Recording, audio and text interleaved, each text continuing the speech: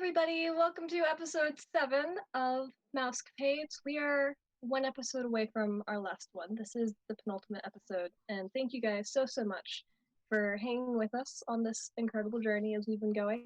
I am Joe. I am your DM. First of all, as I've said DM, and this has reminded me, we're opening this with a just great big fuck wizards. Heroes Without Limit says fuck Wizards of the Coast. We are all my homies hate Wizards of the Coast. We hate Wizards of the Coast here. Unfortunately, we are still streaming in 5e only because this is an 8-episode mini-series, and I thought that it would be a little less confusing for the players to not have to switch systems at the very last minute. If you don't like that we've made that decision, please call me out, because I made that decision. Don't mess with these three, please. That was my decision to make. Yeah, anyways, fuck Wizards. We have 2 episodes left of this, or don't buy 5e, thanks. Anyways, I'm Joe, and I am going to be your dungeon master for today, and also in 2 weeks, and then that's gonna be it. And if you want to follow me anywhere, you can find me over at the Cat in Charge on Twitter. You can watch me try to let go of my 13-year hyperfixation. It'll be fun. Yo. And I go by they, them pronouns, and I think that's the last thing that I have to mention. So, Ari, go ahead and take it away from me. Your Twitter, hello. I just said my Twitter. Oh, you did? Am I deaf? Yeah, it's the Cat in Charge. Deaf? It's okay. People it's rise okay. up. I'm an honorary deaf person. And yeah. Anyway, ooh, I'm Dory too. There's a Dory plus right next to me. My name is Ari. I play Joel. He goes by he, him pronouns. I also go by he, him pronouns. I'm really cool. You can find me on, I was going to say Facebook. You can find me on Twitter at @thefrog_prince. And you can find me on TikTok at @thefrogprince, just one long word. I do fighting game stuff. And I would like to call myself a social activist, and especially with the climate, got a lot of cool stuff going on. So check me out. All right, and Miranda? Hey, I'm Miranda. I use she, her pronouns. You can find me on Twitter at @m1, and it's the same basically everywhere else. I am usually yelling about tabletop and social justice and being exhausted. Those are my 3 moods. I play Coram, who is a goat folk sorcerer who uses he, him pronouns. And that's me. All right, and Rue, last but not least. I'm Rue, and I use he or they pronouns, and I'm playing Ayla, our drow rogue, and they use they, them pronouns. And you can find me on Twitter as @IlanaKnight13, and anywhere else as Ilana Knight without the 13 on it, because when I was small, I made Twitter without the 13 and then forgot the password. So now it has a 13 at the end. And I do art and sewing and social justice-y stuff, and I write tabletop content. Woo! Yeah, all right. I am still working on my notes, as I always am. It's actually the recap, so it's fine. Big one. This is the big one, and God knows a lot of stuff happened last session. So let's go ahead and hop into the last time. The party discovered the leader of the Rotted Wood, Aubrey, was behind the string of disappearances in Shaw, including the recently fake death of the missing guard, Vera, who Coram had discovered had run away to be with her love. Noting her responsibility to the increased tensions between Shaw and the Underdark, specifically the tension between Captain Bluebell and leader of the Pack, Jet, Aubrey promised to use her connections to the 2 sides to extend their temporary stalemate, potentially delaying Dawn's 3rd portent of war. Madameo briefly assisted the party's venture to put a bell on Ginger the cat in the loft of the barn, and after completing the task very successfully, Ayla noticed that there is something peculiar. They noticed a knocked over lamp, some lamp oil, and the remnants of what seemed to be a small fire in the loft. A few days prior, but was quickly extinguished. No one set the cat on fire, but those dots are connected anyway. The window of the loft also happened to be right above the burnt patch of grass containing the summoning circle that they had found previously, where Captain Bailey had fought what she thought was the Great Beast, the final one of Dawn's portents. And then upon returning to Ashaw, Joel accompanied Madameo to the council meeting so that he could keep eyes on Dawn while Corm and Ayla searched through her teapot house. They found a variety of things, including a pot with the phantom flowers, only the phantom flowers were missing. They found a bottle of strychnine, aka rodent poison, and with her tea making set, which Corum swapped out for some salt. And so he now has just a bunch of strychnine in his pocket because Joelle has all of the bottles. And they also found a scrying dish, the scrying dish being the most interesting, probably because of the drawers that was all along the podium holding it up, containing a paper with a corresponding list of things that have been penciled in by Dawn and a bunch of ingredients. A couple of things that they found was that Dawn can see through Joelle's eyes, but cannot hear, and the party does not know how long she has been watching them. And they also saw through two of her memories that she had saved into the scrying dish, one of them being her initiation into the council meeting, whereupon Madameo told her that he was proud of her and that he was sorry that he doubted her. The other one being her in a library, writing in a large green spell book, copying from a scroll, and then opening a smaller leather-bound journal, writing in that, being called away by Madame Mayo and quickly putting both away. And then wrapping up the council meeting as well as the session, Joelle completely ate shit in the doorway in order to buy a little bit more time for Coram and Ayla as they were on their way out of the teapot, and that is where we are going to be picking right up from. Coram and Ayla, you have this information. You know that the meeting has ended, and you don't know how long you have to get out of here. What are you going to do? How comfortable are you with climbing? Terrible. But I can teleport downwards. So I don't need to climb. Thanks. Okay. I can teleport and or fall, and that's probably better. Full safely. Yeah. I Yes. practice my tuck and rolls for just this situation. I think we should try to climb out of this teapot as fast as we can, and then go. Is everything in order? Have we left everything? We should check. How That's it a good was idea. set? I was like, I can't tell you to do that, but we should make sure that everything doesn't look like we were here. Yeah. I was gonna ask, are you guys gonna try to leave everything exactly how you found it? Yeah. Okay. What skill do you think that would be? Sleight of hand? Sleight of hand. Sure. Sleight of hand. I'll even give you a deception if that's higher.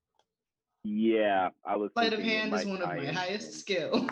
I know it is, Rogue. That is a 15 plus 5 for a dirty 20. Nice. Hey. I am gonna go for deception if that's okay. And I am also gonna get a dirty 20. Nice. Awesome. It sounds much better saying that in an American accent, just so you know. What, dirty 20? Dirty 20? Yeah, when I say dirty 20, it's not the same. Oh, because you say your T is like a real person. I'm from the South. I don't know what a T sounds like. I'm from California. Okay, we don't either. We're literally from Atlanta. There's no T's in there. Atlanta. We literally went to high school together. We don't. There are no T's in the South. They're all There's some hardly other the first A. It's Lana. Y'all from Lana? Over there. Anyways, y'all do a fantastic job of turning this room spick and span exactly how you left it, taking care of all of the little details, like making sure the folded up pieces of paper go in the right place in their drawers, making sure the little bottle of strychnine is at the exact level that it was before, now that it's been replaced with all the salt. Y'all are golden. You want to make your way up the rope and onto the top of the teapot? Mm-hmm. Yeah. Awesome. Go right ahead. You can do that. And Quorum, are you going to be teleporting? I want to be teleport. We're aiming to get to ground level, right? Yes. I believe so, yeah. Then I'll probably just teleport directly down from inside the teapot, like look out the window and then teleport. Oh, sick. If that's unless you want me with you on the roof, but that seems No. unwise. I got this. We good. Yeah. Quorum, you bloop. And then, is it Misty Step, I'm assuming? Yeah. Yeah, gorgeous puff of traditional magician smoke, and you are out of there. You reappear onto the thoroughfare to just a couple of startled passing by mice, but they all kind of give you a side eye and then hurry along. Corum does the Right. kind of awkward like cough and shuffle and pretend that they totally meant to be there the whole time. He like pats his pockets and he's like, "Oh, I forgot something." Yeah, like, oh, which way was I walking? Attempts to pretend he got a phone call. Taylor doesn't have the time to like clap and be excited, but they're like, oh, very cool. And Ayla, what are you up to? I'm going to climb out of the teapot and then onto the nearest like saucer, and then I'm going to, because it's all rigged up, yes? Yes. However, the cello here is by far the tallest, like, the top of it is higher than the tops of pretty much most of the other buildings. Not to say that you couldn't make the jump anyways, but you don't think that you'd be getting out of it without, like, a sore muscle or, like, hitting the wall too hard and getting some, like, road rash. Not to say that it's not doable.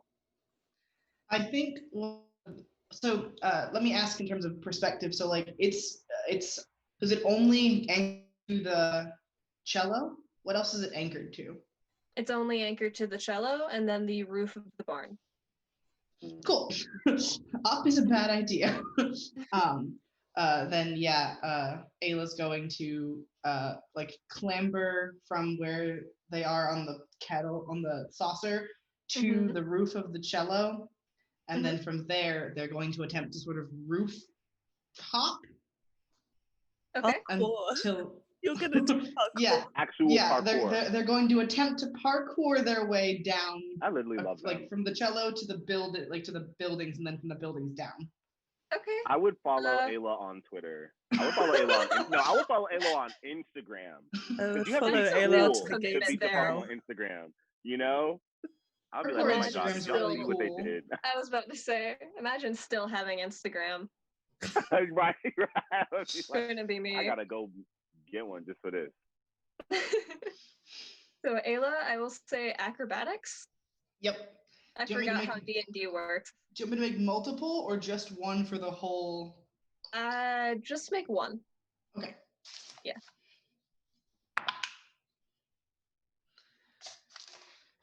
13 plus 18. 18. Okay.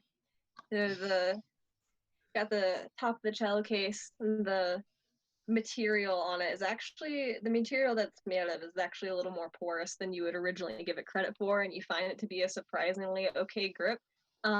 Inching your way, sort of, just butt scooching across the very top of the neck of the cello, and then you look down, and it is like the worst water slide that you have ever seen. And Ayla, you just kind of take a breath, and you're just like, don't think about it, and you push yourself off, and again, worst water slide you have ever seen, but you ninja your way, sort of one arm braced, sliding all the way down the neck of this cello, just sort of barely managing to actually keep onto it. You get the speed wobbles really bad, and you think if there was like just a pebble or something in the way, you would be gone.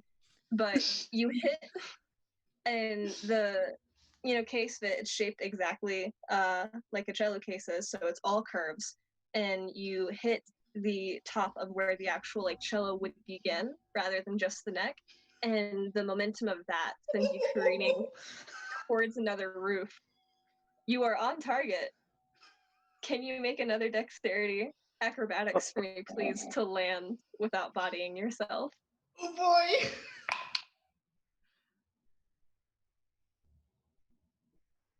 No. I mean, unless a 9 is good. Oh no. A 9 is definitely not bad. The DC That's was crazy 10. that Ayla just died. Oh my Yeah. god. F in Ayla chat. just died. I rolled a 4. Oof. That's okay. You take 2 points of bludgeoning damage as That's you fair. sailing through the air towards kind of one of the more slanted roofs that people will use to like walk up to get just like one level higher. There's nothing above it yet. It's still just kind of in construction. They're probably going to be continuing building upwards as far as they're concerned.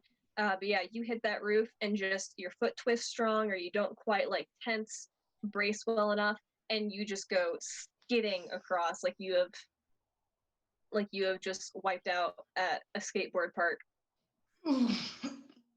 It's not great. It's right here. Unfollow. Yep. That's fair. I've lost my Twitch following. Corum like runs over and is like, "Oh, such a shame you tripped and fell in the street there. Let me help you up." Yeah, I'm just really clumsy. Famously Terribly not clumsy. dexterous. Yep. No, very bad. Should we go back to your cow? Yes. I'm filled with a sudden desire to check on Daisy. Let's go see her. Go see her. Okay. Corum, if you thought that you made a ruckus teleporting out of the teapot onto the ground, there is just sort of a collective. You notice everyone in the third. You're like, "Where's Ayla?" And then you notice like everyone in the thoroughfare has stopped, and they all just kind of look up at the same time. Oh, no. And you glance up like right in time to see Ayla sail off the cello case into the roof, and you're like, "I need to go check on them." Wait, do y'all remember when SpongeBob was snowboarding on the sand?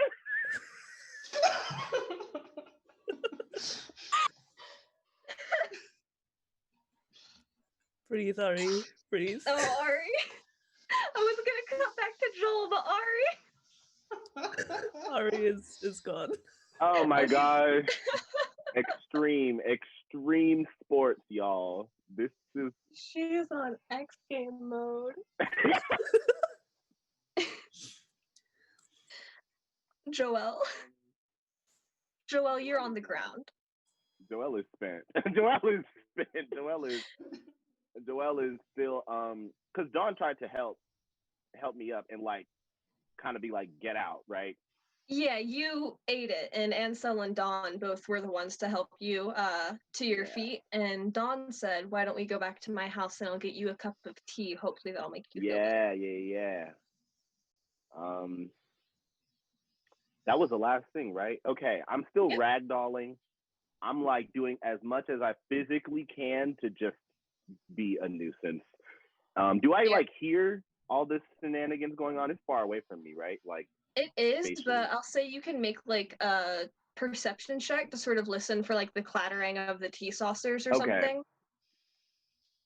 And Father Ansel I would assume. Father Ansel is still holding you as well. Sort of paws like under your arms, and he's got you at like arm's length. Right. You seem very out of it, and he might be worried that you have the plague. Okay, let's work with that. Do I perceive this, or is this headcanon? This is kind of headcanon, but also you're facing away from him, so you probably wouldn't be able to see his face or recognize the body language. Okay. I was doing perception, yeah, and Joel is listening for all this, so it makes sense that he's over here. Yeah, your intent was to try to help them escape, so yeah. Right, that's 17. 17. Okay, I'll say that you can kind of hear just like the faintest clatter of like the teapot lid opening and closing. Okay. And then there's no sound after that. Actually, you could also, you're inside the cello case. I'm sorry. You could probably hear literally the whole like of Ayla.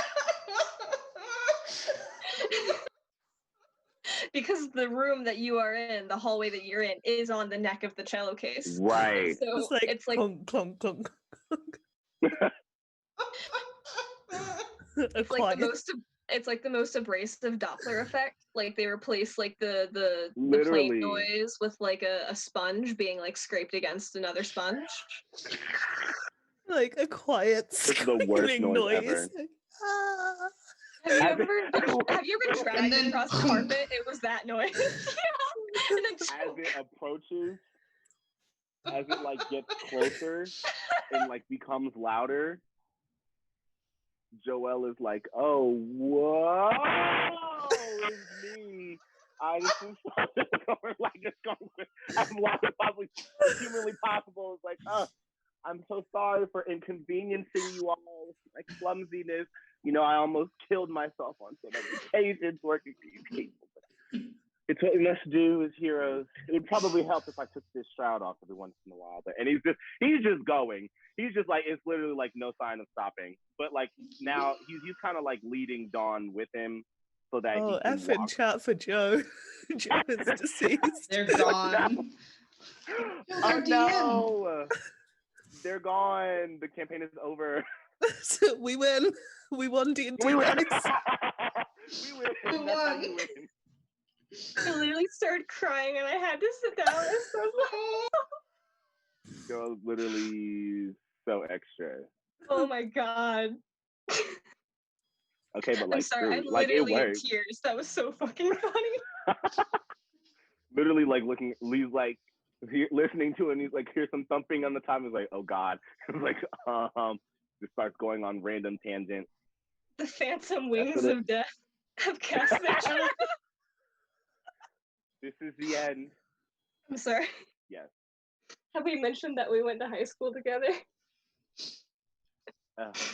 It's good. That was Oh, like so man. awesome and also terrible at the same time, but like It's great. that's high school though.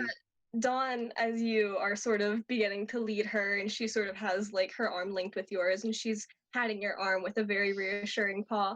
And she's like, well, I understand that. Well, I mean, of course, the things that you have been through since you've been here have been pretty stressful, and hopefully you're taking care of yourself, not just physically, but also mentally. It's very important. And anything that I can do to help, I'm always here. I'm still working on those flowers of yours. I'm really grateful for the learning experiment, by the way. Oh, definitely. I thought they were so. I had never seen anything like them where I was from, so I'm sure that they were probably something pretty interesting for you as well. I appreciate what you're doing so much for us, Dawn. It's so very genuine and heartfelt. I couldn't, and he takes her paw in his hands, like I couldn't ask for a better confidant here, especially as mystics, we have to stick together. And he swings the censer around, we go stick together, we see on a little bit, and he's like getting like really friendly. He's like, we see on a little bit of a deeper level than everyone else, right? Isn't that right, Dawn? As politely and as ingenue as possible, she goes, okay. And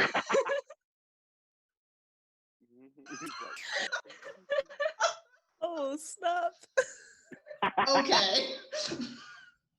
She's like, she's doing, that's what that is. Oh, okay. I see what y'all doing. I see what this is. That's what she said. And then now I'm like, the mood is established. Joelle is virtually silent, and we just start walking. okay. So yeah, you do make your way up to the top of the cello, move across the saucers. Jesus. You move across the tea saucers, make your way to the teapot, and climb down the little rope. And Dawn immediately begins lighting a couple of candles around, and she moves the curtain aside, and she begins fixing up some tea for you. And she gestures to one of the many piles of pillows and blankets for you to take a seat in. There's no real chairs in here. It's just kind of a bunch of comfy stuff all thrown up against the wall. A little hippie area. So I'm gonna gracefully. There's a mercy emote in Overwatch. where she like falls, like she like does a sit fall, but like she falls really slow because she has wings. And I Yeah. just see that and be like, so, and just like very, very piously and goofily be like, so level with me, Dawn. You know, how is it being up there with all those big wigs? Everyone's so annoying, all that pressure. This looks so boring. It's, well, I wouldn't call it annoying, but pressure's a good word. It's definitely stressful. I mean, I'm the youngest one on the council, and I'm also the newest, so yeah, there's a lot of pressure. It's not bad though. I wouldn't complain. Well, that's good. It's good to know that you're taking care of yourself well too. Yeah. Well, I mean, what about you as well? What was you told me? At Edemez, your title. I don't know what it means, but it must be important, right? You Well, get it. it's important on a, huh? You get it.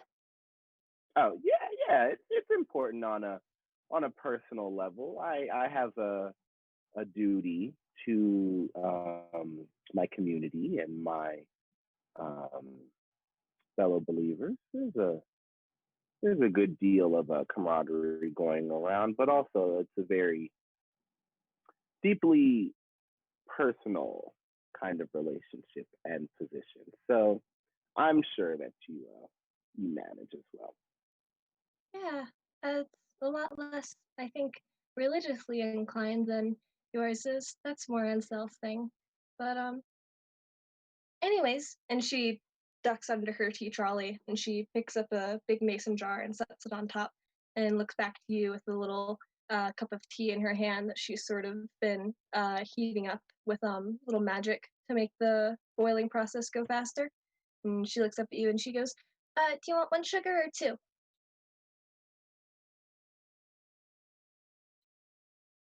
Joel hesitates for a second and is like, uh, I'll just have one. Okay. And she takes a little spoonful out of the jar, dunks it into your tea, and sort of stirs it around with a little silver spoon, and screws the lid back on, puts it back under the tree trolley, and she brings it back over to you. And she goes, "It's cardamom and cinnamon. I made it for Bailey earlier today. She was so stressed as well." I know about the healing and soothing elements of tea. I did a little research on that. It's not my forte, but I do know that it's quite strong. Thank you. He takes it in his hand and just like kind of like as smoothly as possible, very much does not drink it. Like very much does not actually and doesn't like look like it does not look like yeah. He'll actually I'll do that and then I'll put it to my mouth and not motion to take a sip, but just let it rub against the top of my lip and then put it down. And then at my nearest possible convenience, when Dawn is not paying attention, I want to just just to taste what kind of thing this is and what its primary flavor is. Okay. So yeah, there's an easy moment for you to do that. This tea is salty as all shit. Okay. It's like she just mixed a tablespoon of salt in here for some reason. All right. I don't think about the consequences of my actions. I'm very He sorry. on X Games mode. Hey, you're keeping him safe from getting It's poisoned. poison. She on X Games mode. That's and then he puts it down. He goes, okay. It's funny because Joel doesn't know it was switched out. He has no idea she was trying to poison him. It's just like, you just gave me And some he's like- gross tea. And he's gonna just be like, there must be a reason this is this nasty, but like, what the heck? He's just like, he's not. It doesn't say anything, but it's like,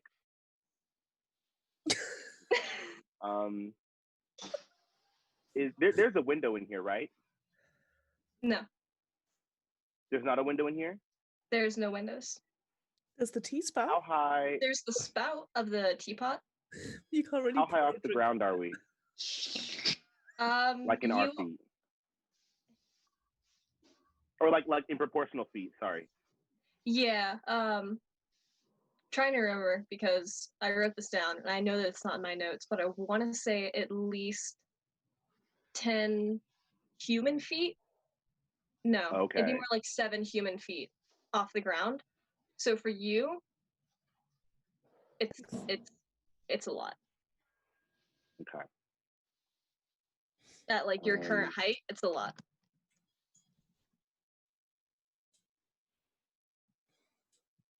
Okay, you would be 6 or 7 feet above the ground. You are the second tallest thing right now in this teapot.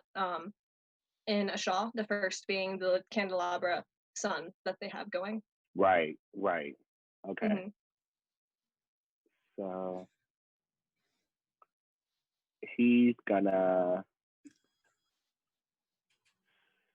I don't know that it's poison, but I'm gonna assume something is wrong with this and just be like, that I shouldn't be drinking it, but he's gonna take like a few more fake sips and try to make small talk, like deceptive small talk. Mm-hmm. And then I think this should be like not like the performance before, but like an actual performance where like I try to feign fatigue and just be like, can you give me just a second to her? And okay. I would say that would probably be more deception than performance. Okay, deception. Mm-hmm. Yeah, you're basically just trying to politely get out of there.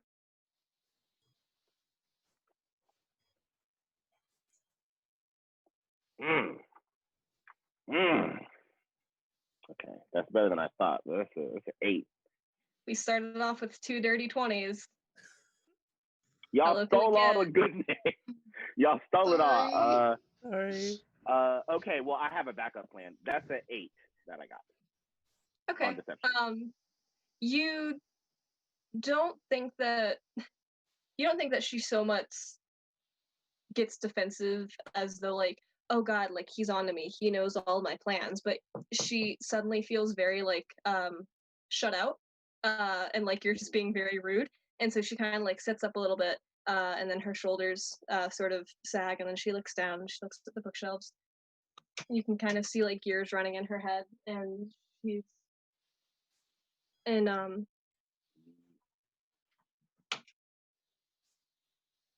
you can kind of see gears running in her head, and then she nods a little bit, sort of less energy than before, and she goes, well, okay, if you have other things that you need to do, that's all right. I'm not going to keep you. You should probably be getting back to your friends anyways. They're probably waiting for you. Okay, now performance. When I stand up, I'm going to try to be wobbly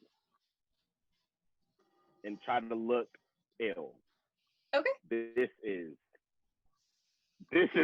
a performance now. Yeah. I'm thinking better at this. Not super wobbly. Yes! Not 20! 23! That's my boy! We got a 23. Okay, I'm trying to lay it on, like, be like, whoa, like, yo, what the freak. So that, and also try to, like, not make her feel like I'm doing this because I don't like her, but, like, because something's actually wrong. Right, okay. Do you, like, would you, like, turn around at all to even look at Dawn, like, as you're stumbling away, or do you just literally want to be, like... no, like, this is all, you just gotta trust that she respects the fact that I'm in character. Like, I might, like, drag my feet a little bit more so that she would be inclined to turn around, but, like, no, like, I don't even care. This is not for you. You make it all the way from your seated position out of the teapot without a single word from Dawn as you were leaving. Okay. So she's on that. Okay. Period. Okay. When I get out of the teapot, how is it structured? Is there a saucer around the bottom of the teapot and then subsequent saucers going to different locations? There are multiple saucers and teapots that create this sort of like discombobulated ladder leading from the lid of the teapot to the top of the cello. But there's no like alternative like it's a bridge, but it's just in a whole bunch of pieces. It doesn't go into any other like buildings or any other parts of a shaw or anything. There's multiple routes Okay. that you can like take from like saucer to saucer. But yeah, it's only either cello or teapot.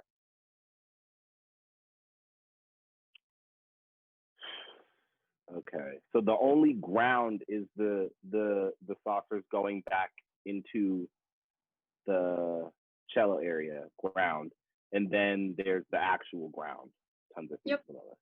And then there's also going up to the ceiling because the ropes that suspend the teapot and all of the Right. saucers Okay. Yeah. extend all the way up to the ceiling.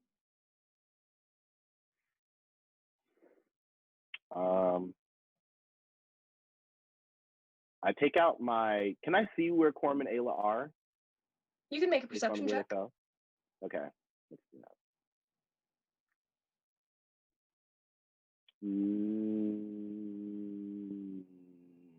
24. Okay. No, 23. I'm sorry. I don't even have that much. I That's can't okay. I can't roll that. Man, I was gonna say probably no, but I didn't expect you to roll like so fucking killer. So I'm gonna say yeah. You do see them. I am looking. You are looking. You are looking. Eye zooms. You have zoom and enhance technology. Enhanced and computer enhanced. Lady Firehair blessed that veil. Yes. Oh man. Okay. You do see them. You do see them making their way down the thoroughfare, and I believe they're headed in the direction of the grandfather clock, right? Because they're gonna go back to Daisy. Yeah. So you do see them probably a little bit closer to the grandfather clock than they would be to you. Yeah. But you spot them. They're a drow and a goat person in a sea of mice. What do I have on me? What? Okay, let me just tell you so that I can make this more clear. You know, it probably doesn't even matter. I'm gonna take the cowbell that I have, the small one, and throw it in their general direction to try to get their attention. Even if it lands really far away from them, they'll know what the tink is. I'm just gonna like pray to Jesus that I don't hit anyone. Maybe I'll try to like get it on a rooftop or something. Just make a loud enough noise that's like distinct enough for them to hear. I'm not trying to kill anyone, but like, whoop, one of those. Okay. If you want to make a dexterity check, to try to throw it far enough to make a noise that will get their attention. Okay. Oh my gosh, we are on it today. That's 19. Nice. Wait, is that 19? Hold on. Yeah, that's 19. Period. Hell yeah. So you have this little cowbell in your hands, and you see Cora Manela all the way down there, and you look over and you're just like, I can totally do this. And just for some reason, Wait. Yeah. Before I throw it, okay. I pull my circlet. Yeah, over the part of my shroud that covers my eyes, so that I can barely see. Okay. Like I can see, I line it up, and I'm like, and I go. You just swish and nothing but net. Nothing but net. Unfortunately, with the bell, it's just entirely net, and you chuck it, and it does get close enough for Corm and Ayla to hear it. And a big part of that is because it sort of lands a little bit higher up on one of the taller buildings along the walls, and then all of you just hear ding, ding, ding, ding, ding, ding, ding, as it just begins clattering down all of the walkways and all of the ramps and all of the pulleys and the buckets. And again, you guys just keep on making entrances for yourself the crowd who saw Corum And whole teleport crowd's into like, the thoroughfare, they'd kind of nod, and the crowd who saw Ayla parkour their way over from the cello case to the roof, they just watch this bell fall. Does one of them like tap Corum on the shoulder and be like, I think that's for you? Honestly, probably yeah. What happens At when this you have point. a rogue with an entertainer background? They have no subtlety whatsoever. Yeah, you're There's like literally a whole crowd. You're approached by like a young little pale brown mouse, and he just kind of like taps you on the shoulder as you like have your hand on the entrance to the grandfather clock, and he's like, "Is that one of yours?" Ah, thank you. Yeah, Probably. we were looking for him. Yeah, there's usually more of you. We suspected. Yes. Sorry Carry about on. that. He went to a meeting. This mouse is gone. He leaves. This mouse is like, So- like, Joelle, you do notice that you have gotten their attention. You also notice, following the trajectory of the bell as you watch it go, you've attracted somebody else's attention as well. Very, very high up on one of the roofs of one of the tallest buildings against the wall here, you see a little mousy figure, very, very far away, completely enshrouded in this what looks like a black robe, maybe with a little bit of like color and detailing and like small threads, but you're a little too far to see that kind of detail. Oh, I love me a cultist. Fantastic. Mouse cult, mouse cult, Mouse mouse cult. cult. That's it for you, Joelle. Cor Manela. Okay, so do we see Joelle from where we are? Joelle, are you standing on top of the saucers? Yeah. Okay. yeah. Then are we in range for message? It's 30 100. feet. Message is 150 feet. Is it? Yeah. Okay. Then Mine's probably 30. we are. So you can do Yeah. it, but I can't. Yes. Okay. Then I will message Joelle and be like, "Are you okay? Did Dawn notice we've been there?" Joelle is like, you said Dawn can see through my eyes, right? Yeah, but not here. Just see. Okay. So I think, I don't know for sure, but Dawn was acting really weird, and she gave me some tea that tasted literally so bad, and I don't think she would do that on accident. And she did that on accident. I pretended to be sick when I left, and she literally didn't care. So so fun fact, my pockets are full of poison. Because there was a big jar full of rat poison and I swapped it for salt. So if your drink was salty, she was trying to kill you. So when you said you were sick, she was probably like, yeah, that's correct. He's dying. Maybe you should pretend to be dead. I am genuinely considering some way to pretend to be dead. Not now, though. If you pretend to be dead now, you'll fall to your real death. And that Exactly, would which be is why less good. I think it might behoove me to move. However, since you said she can see through my eyes, and because she thinks I am dead, I think it would be best for me to meet you at the bottom of this cello case and cover my eyes, and you just speak to me and guide me so that she thinks I'm dead. Okay, like you close your So eyes. I'm gonna come down now with my eyes open so that, you know, she thinks I stumbled away or whatever. I'll do that if she's watching, which she probably is. And then and we when I can meet like you, rush you guys up to just you, carry and then me you around. can close your eyes. Yeah, exactly. So another performance check for me to drunkenly walk down like a whole ladder worth of saucers. Are you trying to prove something to someone? I want to, if she's looking through my eyes, make sure that she thinks that I am still sick. Okay. Okay, I understand. And that I'm not like Yes, that would actually just be running away. another performance check. Okay. This is the big one. This is the world tour. I believe in you. Dang. Okay. It's not bad. 15. Yeah, it's not bad at all. It's not bad. It's not even like a whole bunch of stumbling on your part. You realize that you can pretty easily just kind of like push the tea saucers around and they sort of clatter like wind chimes. And you make your way like that all the way to the top of the cello case where that little sawed out trapdoor is waiting for you. Okay. Okay. And we like rush over as well. And do our best. Oh god, Okay. he's dying. Do you say hi to When Daisy first, since you're already at the you're already there. We say hello and then we say goodbye very quickly. Yeah. So sorry. She understands.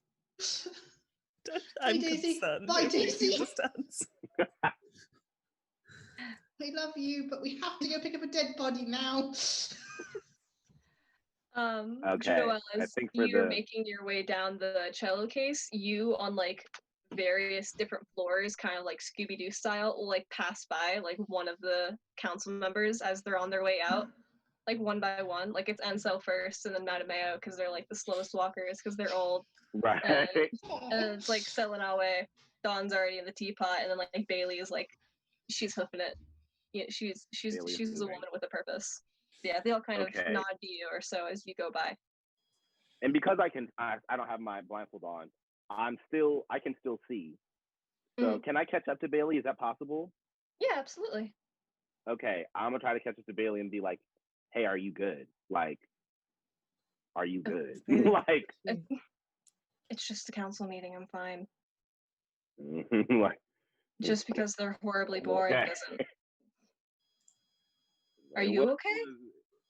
And then Joelle's like, it was so boring. Some might say it was lethal.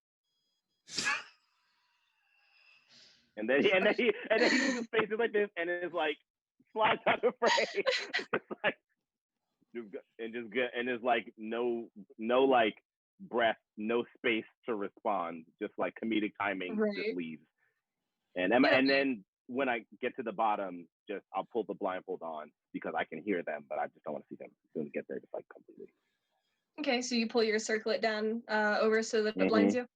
Okay. Very aesthetic, yes. Sort of stumble your way into the main room of the cello case. You kind of have to wait there just a little bit before Corm and Ayla can get there because one of you had to travel a much longer distance. But as you sort of hand across the wall, you can find your way to like a little waiting bench and then just sit down in there exhausted and kind of like rest your head against the wall and lean against the arm of this little bench made out of like toothpicks and bottle caps and stuff. And you can wait for them to find you. Oh. Okay. And likewise, Joelle is very easy to find for you, Quorum and Ayla. Very striking figure in a sea of mice. Then should we pretend that he's dead or dying? Dying. And then he can close his eyes and we can take him somewhere. Yeah. Okay. Okay, we do our best, like, oh my god, Joelle, no. What's happening? Okay, both of you make a deception check as well. Also in the main area of the cello case here, there are, as the day is sort of getting into itself now, there are a couple of mice who are sort of coming in and out to do more like bureaucratic stuff, like turning in papers, paying dues, and signing things, turning in library books, and yeah, so there's people who will notice you. I get a 22. I got a 16. We're on fire. Corm, you get like a little bit too into it. I barely knew you. The moment when you fell off the squirrel, I thought you were actually dead. And this time you're really dead. Oh my god. At one point, Ayla, you look over and you're like, is he actually crying? He is. He's actually crying. They're like patting his shoulder like, it's okay. Like, are you good? Like You've gone from pretending that he's dying to pretending that he's like just died a couple of seconds ago, and you stumbled across his body like too late.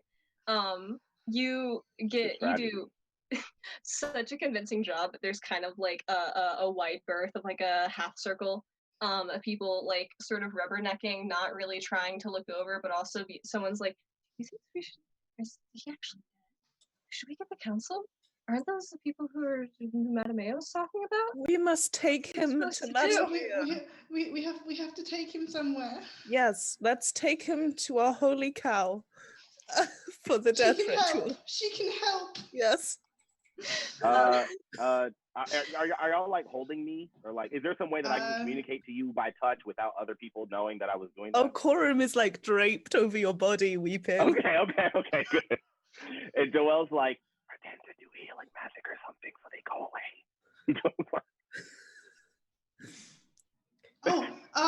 Can I cast fairy fire on Yeah. Joelle so he's glowing? Yeah, Joelle, you feel Ayla trying to cast a spell on you. Are you gonna resist it or no? Yes, I accept. It's time. Right. This is the grand finale. Let's You go.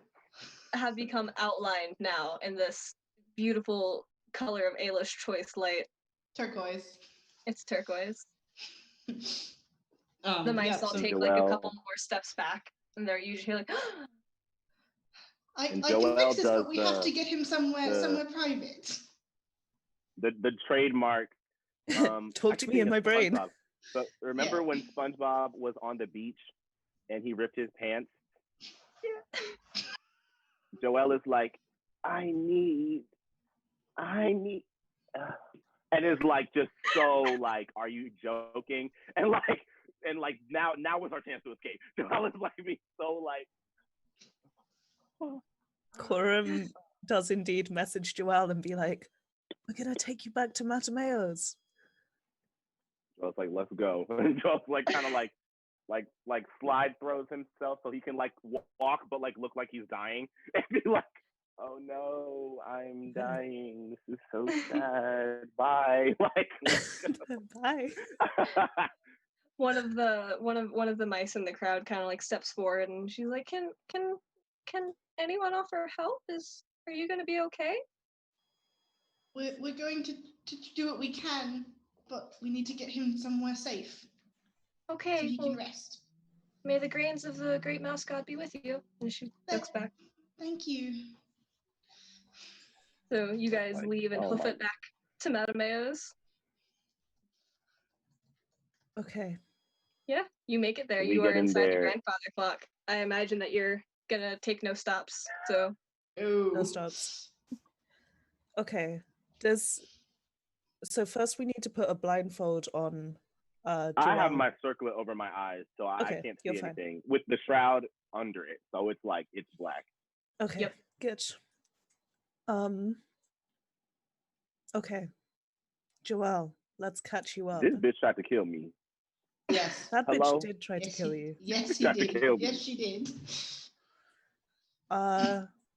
We told you about the scrying dish, right? Yes. You told me that with the messaging when I came outside the first time. We told him the bit about being able to see out of his eyes. I don't think we told him about the memories. Did the test looking. Oh, we saw some memories in the dish as well. We saw Dawn being initiated into the council. That was the next most recent. And then before that, we saw proof of Dawn sabotaging Reed's magic book. Oh.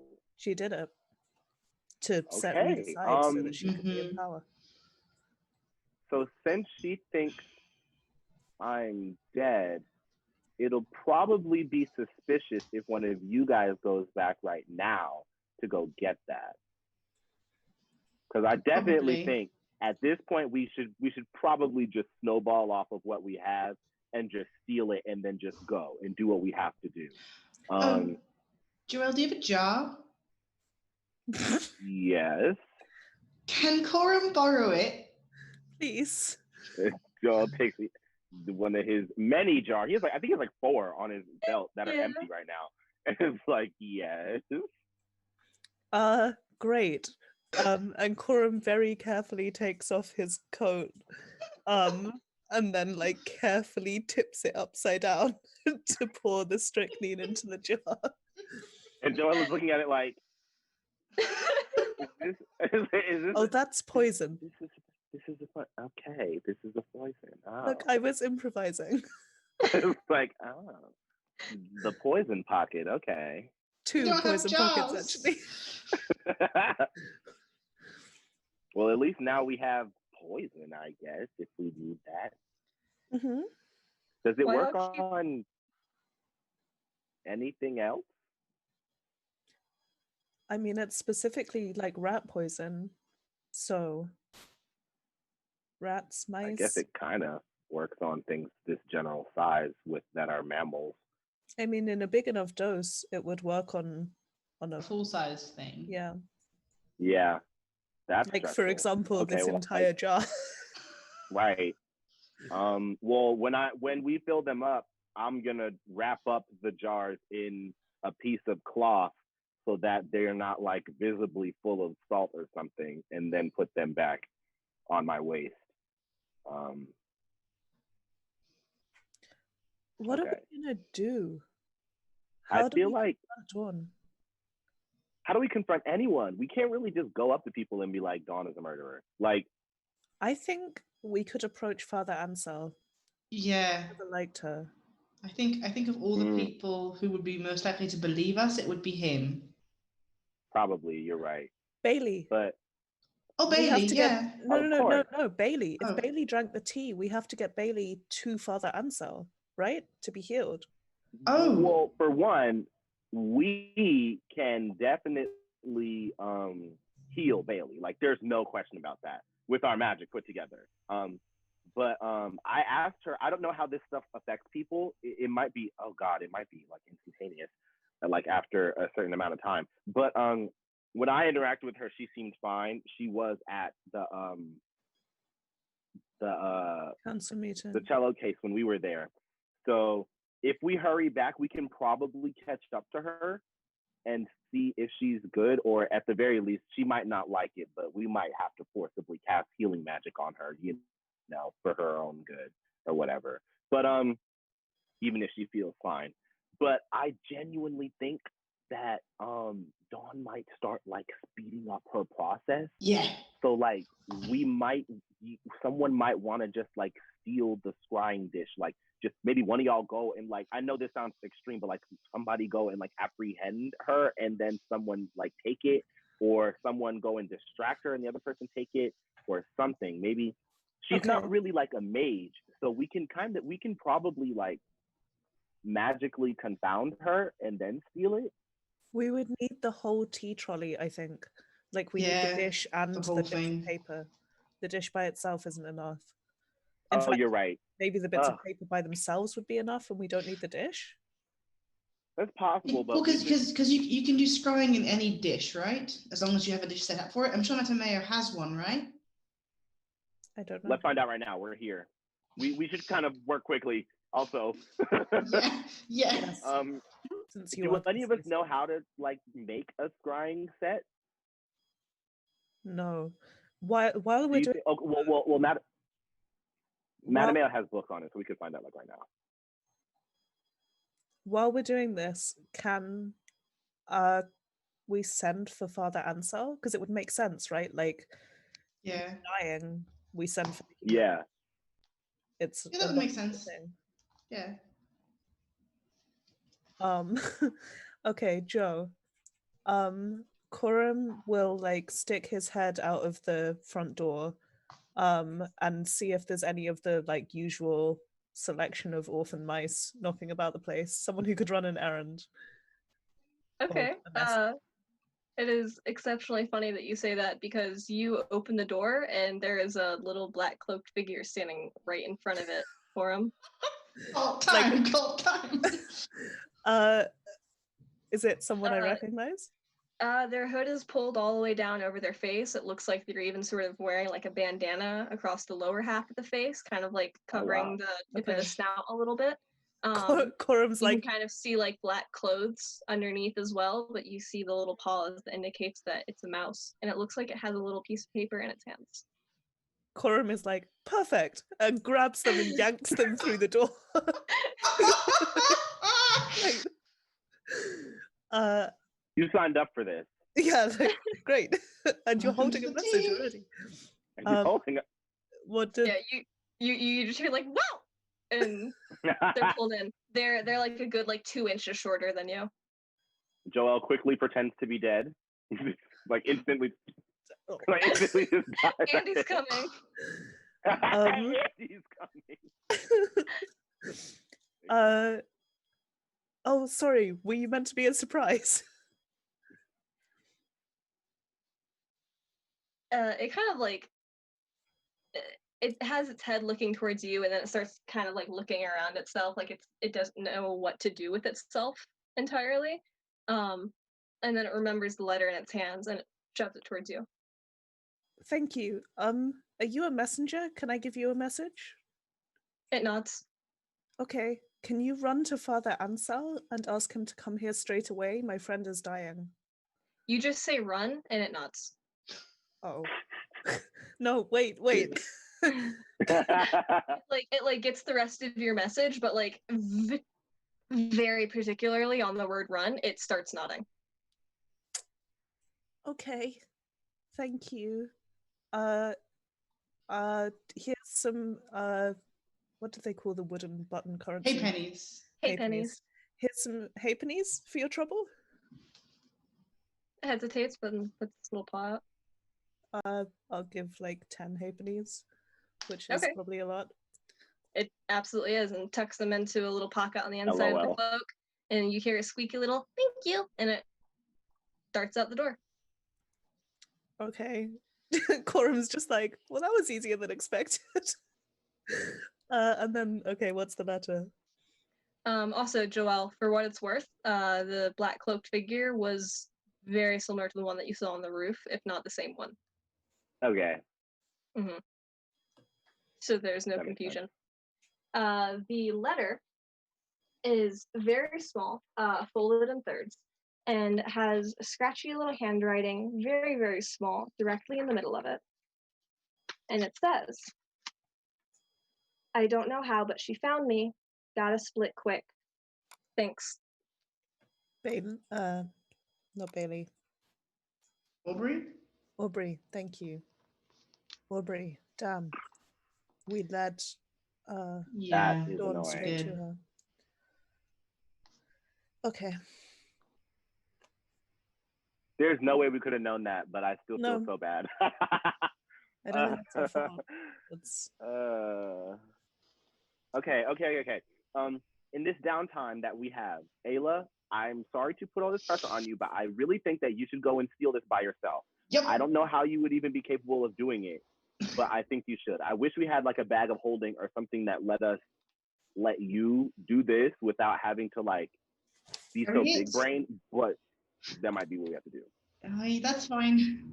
I will carry it from the teapot to the church. You do have Joelle's picnic basket. Yeah, you have that. I mean, that's about it. If you want to use it. Can you put things that aren't food in that? Yeah, it's a picnic basket. Oh. It's just a picnic basket. It's not. It's not preserving anything magically. I wish it was. That would be so aesthetic. Oh my god. Maybe I'll get enchanted to do that later. If you'll remember, Alex had a lunch bag of holding. A lunch bag of holding. If I can get all of the like papers that have everyone's names and the materials into the picnic basket, then I don't have to carry the bowl necessarily. Yeah, probably not. Especially since did the paper get destroyed when you used it? I don't think that's how scrying works, right? It slides back together. Right. So if you go, Coram and I can take this downtime and go to Madame Mail's library and try to find something that lets us scry, because I'm sure we can learn how to do it. We're both smart and attuned. And stall. What do I do if Dawn's still there? I think you don't know sleep. No. I don't. I'm sorry. None of us are I don't perfect. either. You don't have to be sorry. What are they gonna do? I can I still knock her have my. out, like physically. I'm thinking that might be what you have to do, which I hate, but I don't know what else we would do. I can give you my That's fine. claymores as a distraction, so you could like throw it against the wall, like really far away, and get her to go outside, and then like after knock her out, karate chop her on the neck or something. I mean, we don't have a lot of options here. Well, You might have to just straight threaten her at knife point. I might just knock her out. If I go, bam. if I go like I'm going for what's the word? Like I want to be comforted. A hug. That's called a hug. If I go up like I'm really sad about you like getting sick, and I don't know anyone else very well, and everyone else is busy. Oh, like spiritual guidance. Yeah, and I need some guidance. That's a good angle. And then while she's spiritually guiding me, I can summon a knife and knock her out. Yeah. Perfect. Nothing will go wrong. It will definitely work exactly how it's saying. Do you want to take some pocket poison for the road? Just in case? Not, because if I get caught and I have poison in my pocket, it will be obvious. People will think we're planting it on her as opposed to having found it. That's true. That's true. So I'll just do this, and if it doesn't go well, I'm sure you'll know. Uh-huh. Oh God. Okay. Last thing. I don't know if you can do this, but the tea that I drank, I didn't drink like any of it. So it should still be somewhere in that tea kettle, unless you got rid of it, which I doubt because it's been literally like 4 minutes. If you can like I'll give you a new jar. If you can put that tea in the jar and then we can show that it's salty and that she tried to do that, then no one can say that we tried to poison her or anything. Well, possibly she might also make me salty tea. So even if it isn't for you, she might also make it for me. That's true. If we go through that, that would be. I'm going to ask for 3 spoons of sugar. Okay. Then we're going to have to pretend that you're dead as well. Well, you can just blindside her instantly. Like the moment it happens, you can just like. Yeah, like when she makes the like while she's making the tea, I'll just. Okay. Man, I wish there was some way for us to record the fact that she's using that pillar, that jar, as the tea, but whatever. Well, how does scrying work? Are we able to record Ayla's memories after the fact? Ayla, give us something of yours, like right now. If we find out about scrying, we can just do it. We can just do it ourselves.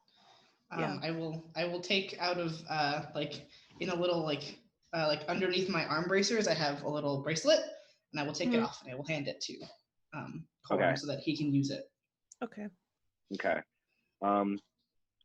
You don't know healing magic, but if you run into Bailey, God, what are we gonna do about Bailey? I can tell her to meet Ansel here because you want to talk to her. So if I run into her, say you want to talk to her. We can gather our allies here. Yeah.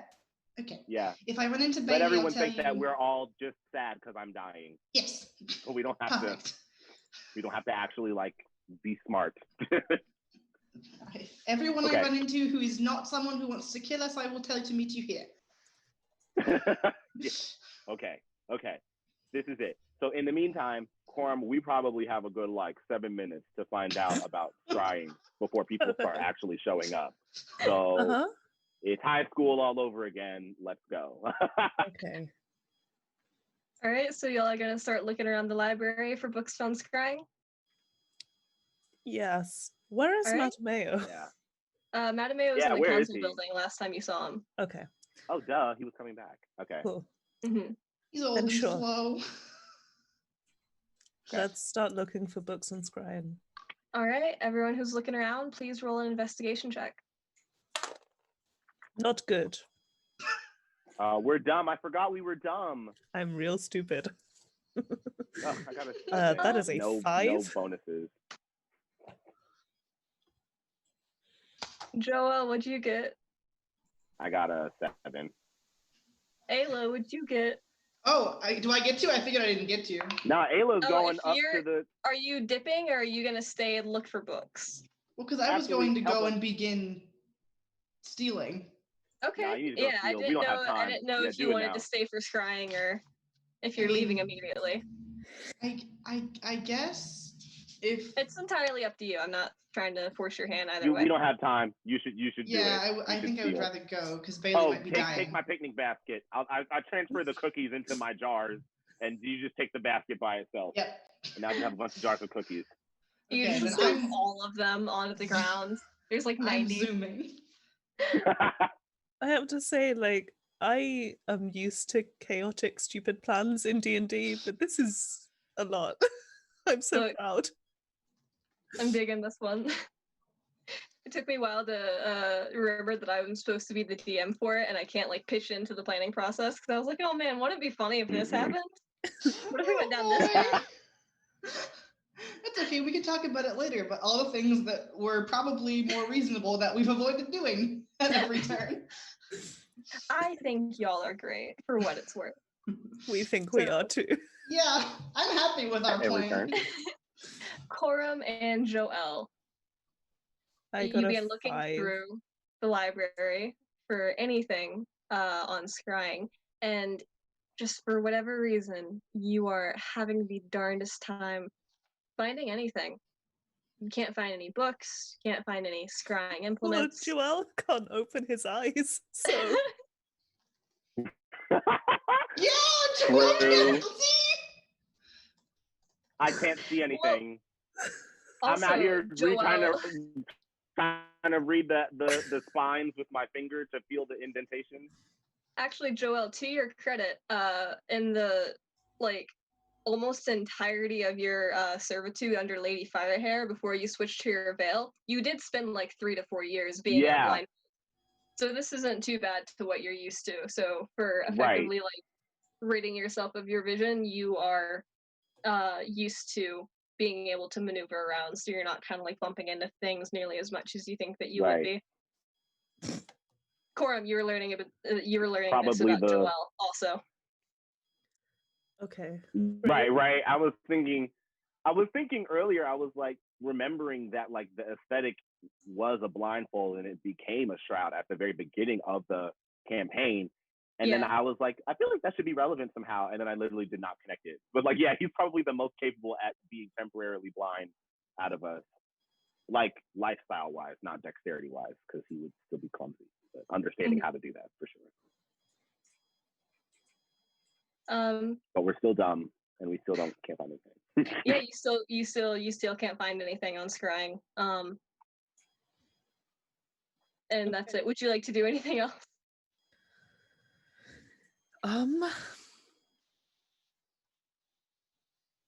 There's not really much else to do. All the cookies are on the ground, right? Yes. Okay.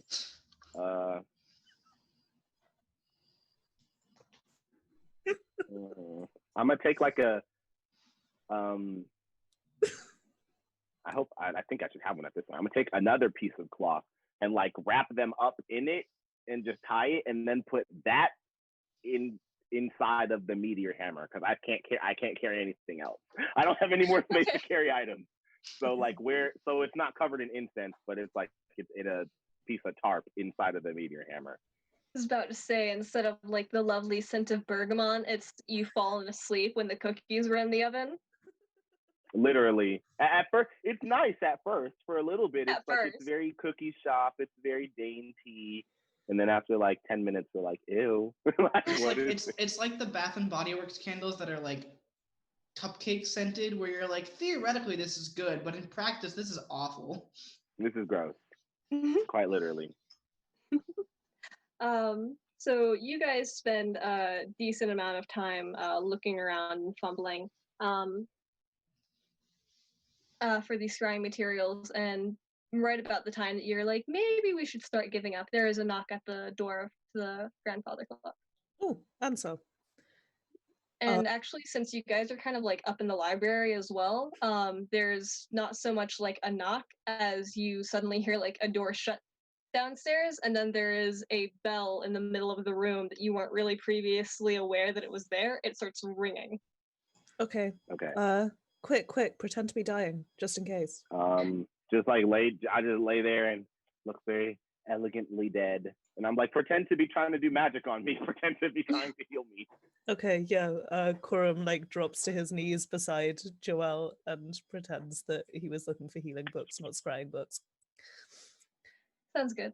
Before too long, you see the familiar figure of Father Ansel coming into the room.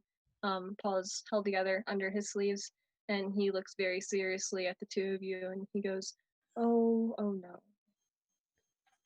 Father, I need your help. I see. I believe we should get him to the temple, not here. Before that, if I tell you something in confidence, can you keep it a secret?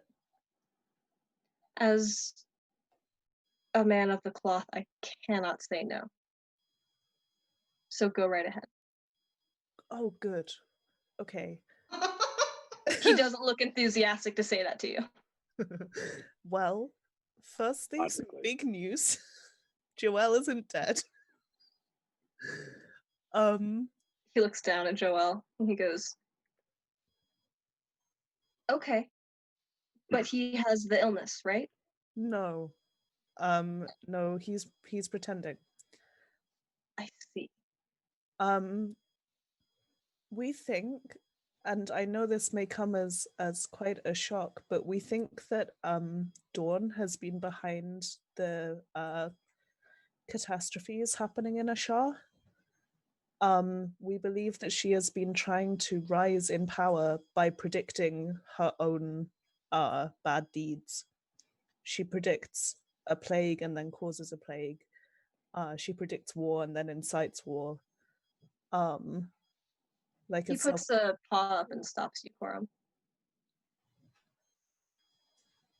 He goes, I don't know if this is a joke. I'm not finding this very amusing, you wasting my time with these tall tales of yours. It's not a joke, Father. Dawn wasn't originally very powerful. She was the secondary apprentice to Matameo. But then I very well know about her apprenticeships with Matameo. I helped raise her with him. I know. She's a troublemaker and she's naive, but she's not this, whatever you're saying about her, she's not this. Father, we saw it in her scrying dish. I know her. That's my little girl. She wouldn't. Joelle sits up and he turns to Corm. He's like, Corm, didn't you see one of her memories? You should know something that Father Ansel said to Dawn that no one else would know because no one else was there. Do you remember? When she was inducted into the council, Matameo said, I'm proud of you, but he said it like he was kind of surprised.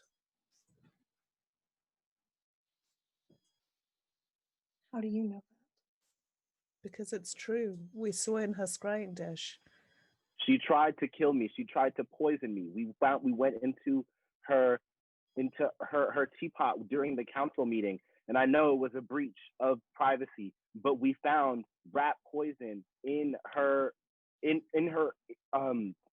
jar that she used for tea. And he pulls out his jars with it, and he says, we took it out to make sure that she wouldn't be able to hurt anyone because we thought maybe we misunderstand. We didn't want to jump the gun. But then later, when I came back with her to the teapot, you saw me go with her. She gave me an insanely salty brew of tea. We replaced the poison with salt. She tried to kill me, and this is kind of weird, but I still probably have the salty tea on my face right now if you really don't believe me. So it's like, this is very, very, very much reason to believe this.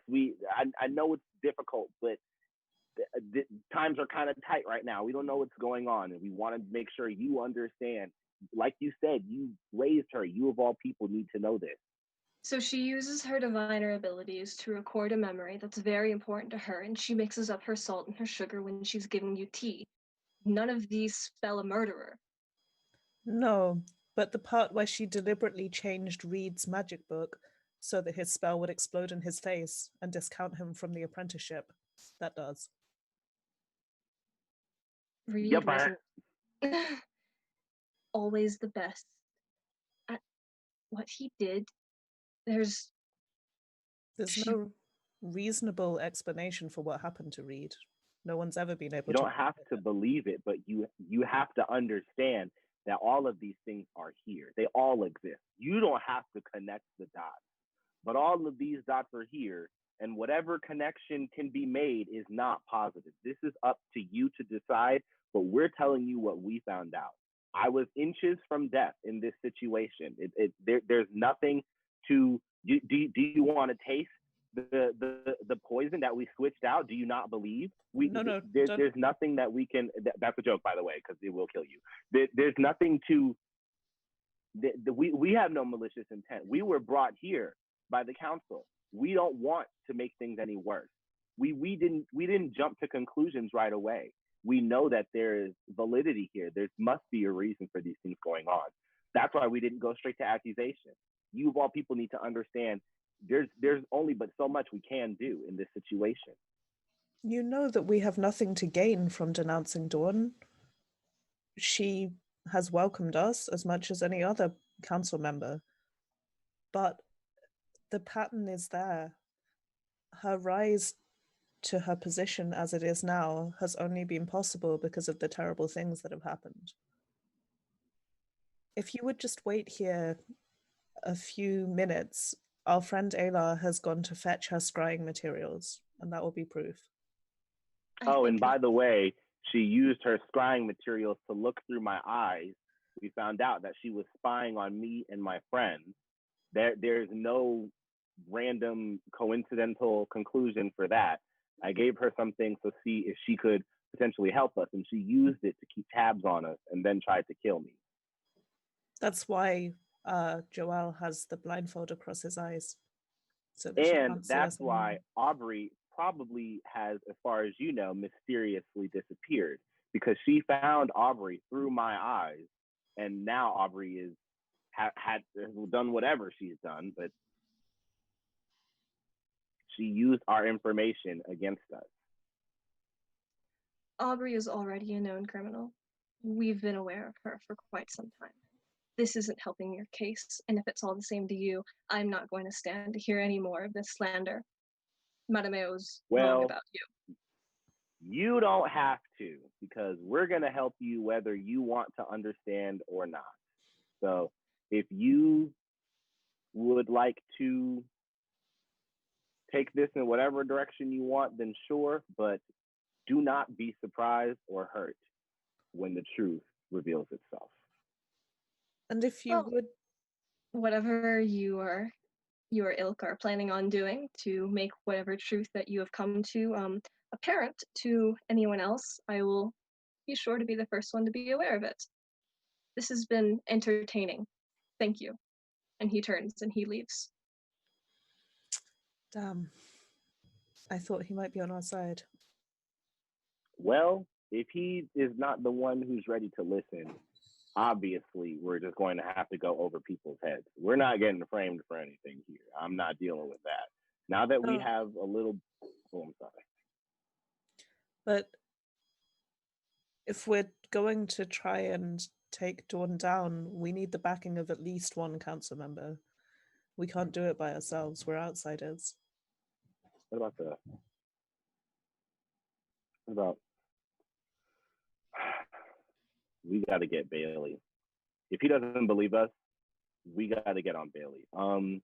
You know, do you know minor restoration? Okay. Sorry. You stay here and find the scrying stuff. Just look as hard as you can. Okay. The other people are gonna come to here because that's where Ayla's leading us. So I don't know, maybe distract them or whatever. I'm gonna catch up with Bailey, try to heal her, let her know what's the situation to see if she's sick or whatever. Ayla should be back here with you. Okay, but remember that you're dead and also blind. I know. I'm thinking about how difficult this is. We need to disguise you, if nothing else. Fantastic idea. Okay. I probably like only have. Oh wait. Do I have any? I don't have any black garments. I'm thinking everyone here is a mouse. The only way I could get about without being immediately perceptible as human is if I had some form of large sheet or something. Where are we? Matt Mayo lives here, right? Yeah. He probably doesn't have a sheet on his bed. I'm sure their society is not structured that way. But maybe we can make some disguise out of the things here. You don't know minor restoration. I wish I had a ring I'm holding. Oh, do I still have those potions? Those healing potions? I have one left. I have two left, right? Yeah. Just take these. You go find her. I'll look here. If we can switch off. You take the potions and go find Bailey. Okay. I'll stay here and search for this as best I can. Maybe I'll keep one last jar and try to scry myself with a jar. I don't know. We'll do what we can. Okay. Joelle. Yeah. I think I might need to double check myself, but as a cleric, you would know this about healing potions.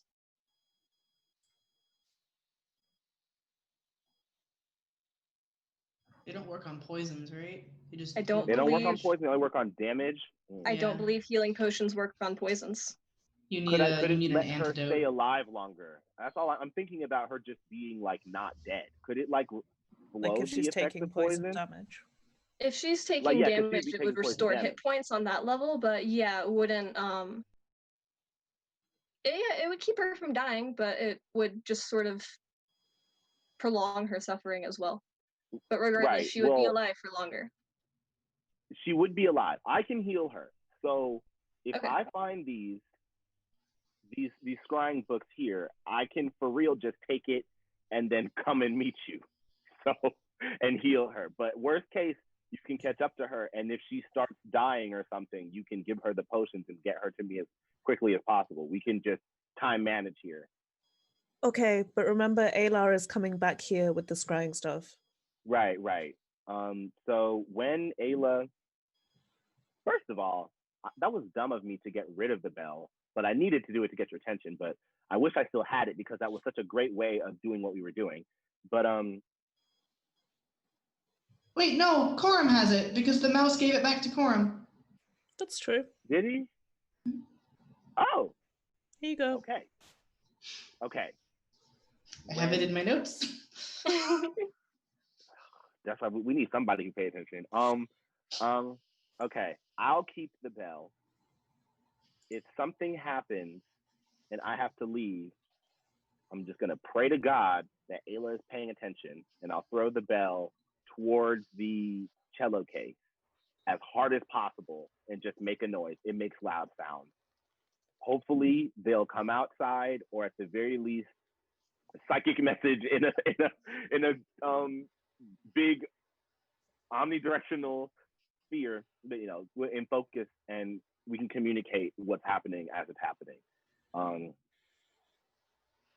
I think Ayla is clever enough to know that they could throw a knife as well and alert us. So we can do stuff like that. But I think we have a little bit of a plan. A little bit.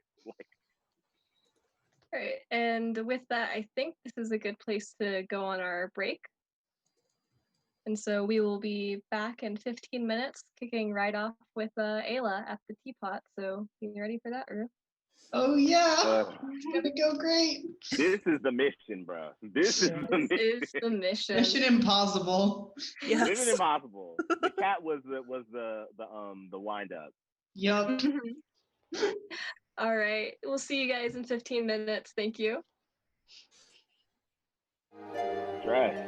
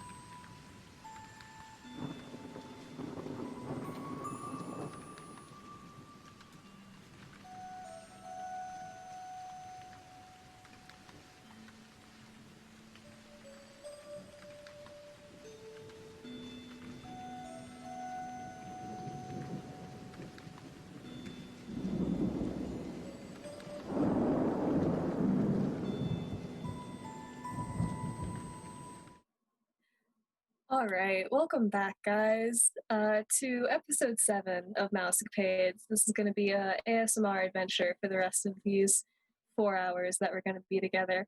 We got 1 hour left in this. We've got 3 hours in the next 2 weeks. Let's hop back into it. Ayla, you're at Dawn's Teapot. I would like to note that before coming, I used my disguise kit to make it look as if I'd been crying, like really heavily. Yeah. Honestly, if just mentioning that you used a disguise kit, I'm going to give that to you already, because you can make yourself look like you're crying by rubbing your face and stuff and like making a couple of heaving noises. But if you're going the extra mile to use makeup and you know how to use that thing, I will give that to you. Thank you. Yeah. So I've done that, and I've hurried across town, and I hop across the sausage at the top, and I like knock really quietly, like, hello, Dawn? Can I come in, please? There's a bit of a pause, and then you hear like, of course, it's unlocked. Thank you. And I come in and climb down, and I'm sorry to barge in and everything, but she rushes over to you, and she puts both of her paws like on your shoulders, and she's like, come sit down, are you okay? Corum's helping Father Ansel because Joel's gotten sick and they think he has the plague that everyone else has. And I don't know what to do, and I can't help, and I don't want to bother them, so I thought maybe I could come here and sit with you for a while, just to have someone to be with. She puts a hand over her muzzle, and she's like, oh my gosh, that's awful. I'm sorry. Of course. I'm always here, of course. You've got me at a good time. I was just cleaning stuff up after the meeting. Have a seat right here. Would you like anything to drink? Would you mind making some tea, please, if it's not too much trouble? Of course I can. And she goes over and pushes the curtain aside and goes to fix up her tea trolley. Okay. I would like to make a sleight of hand check to summon one of my knives. All right. 17. Gonna roll perception for our girl here.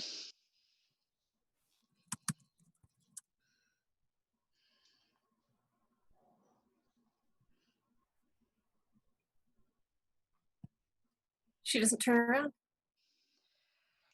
I'm going to take.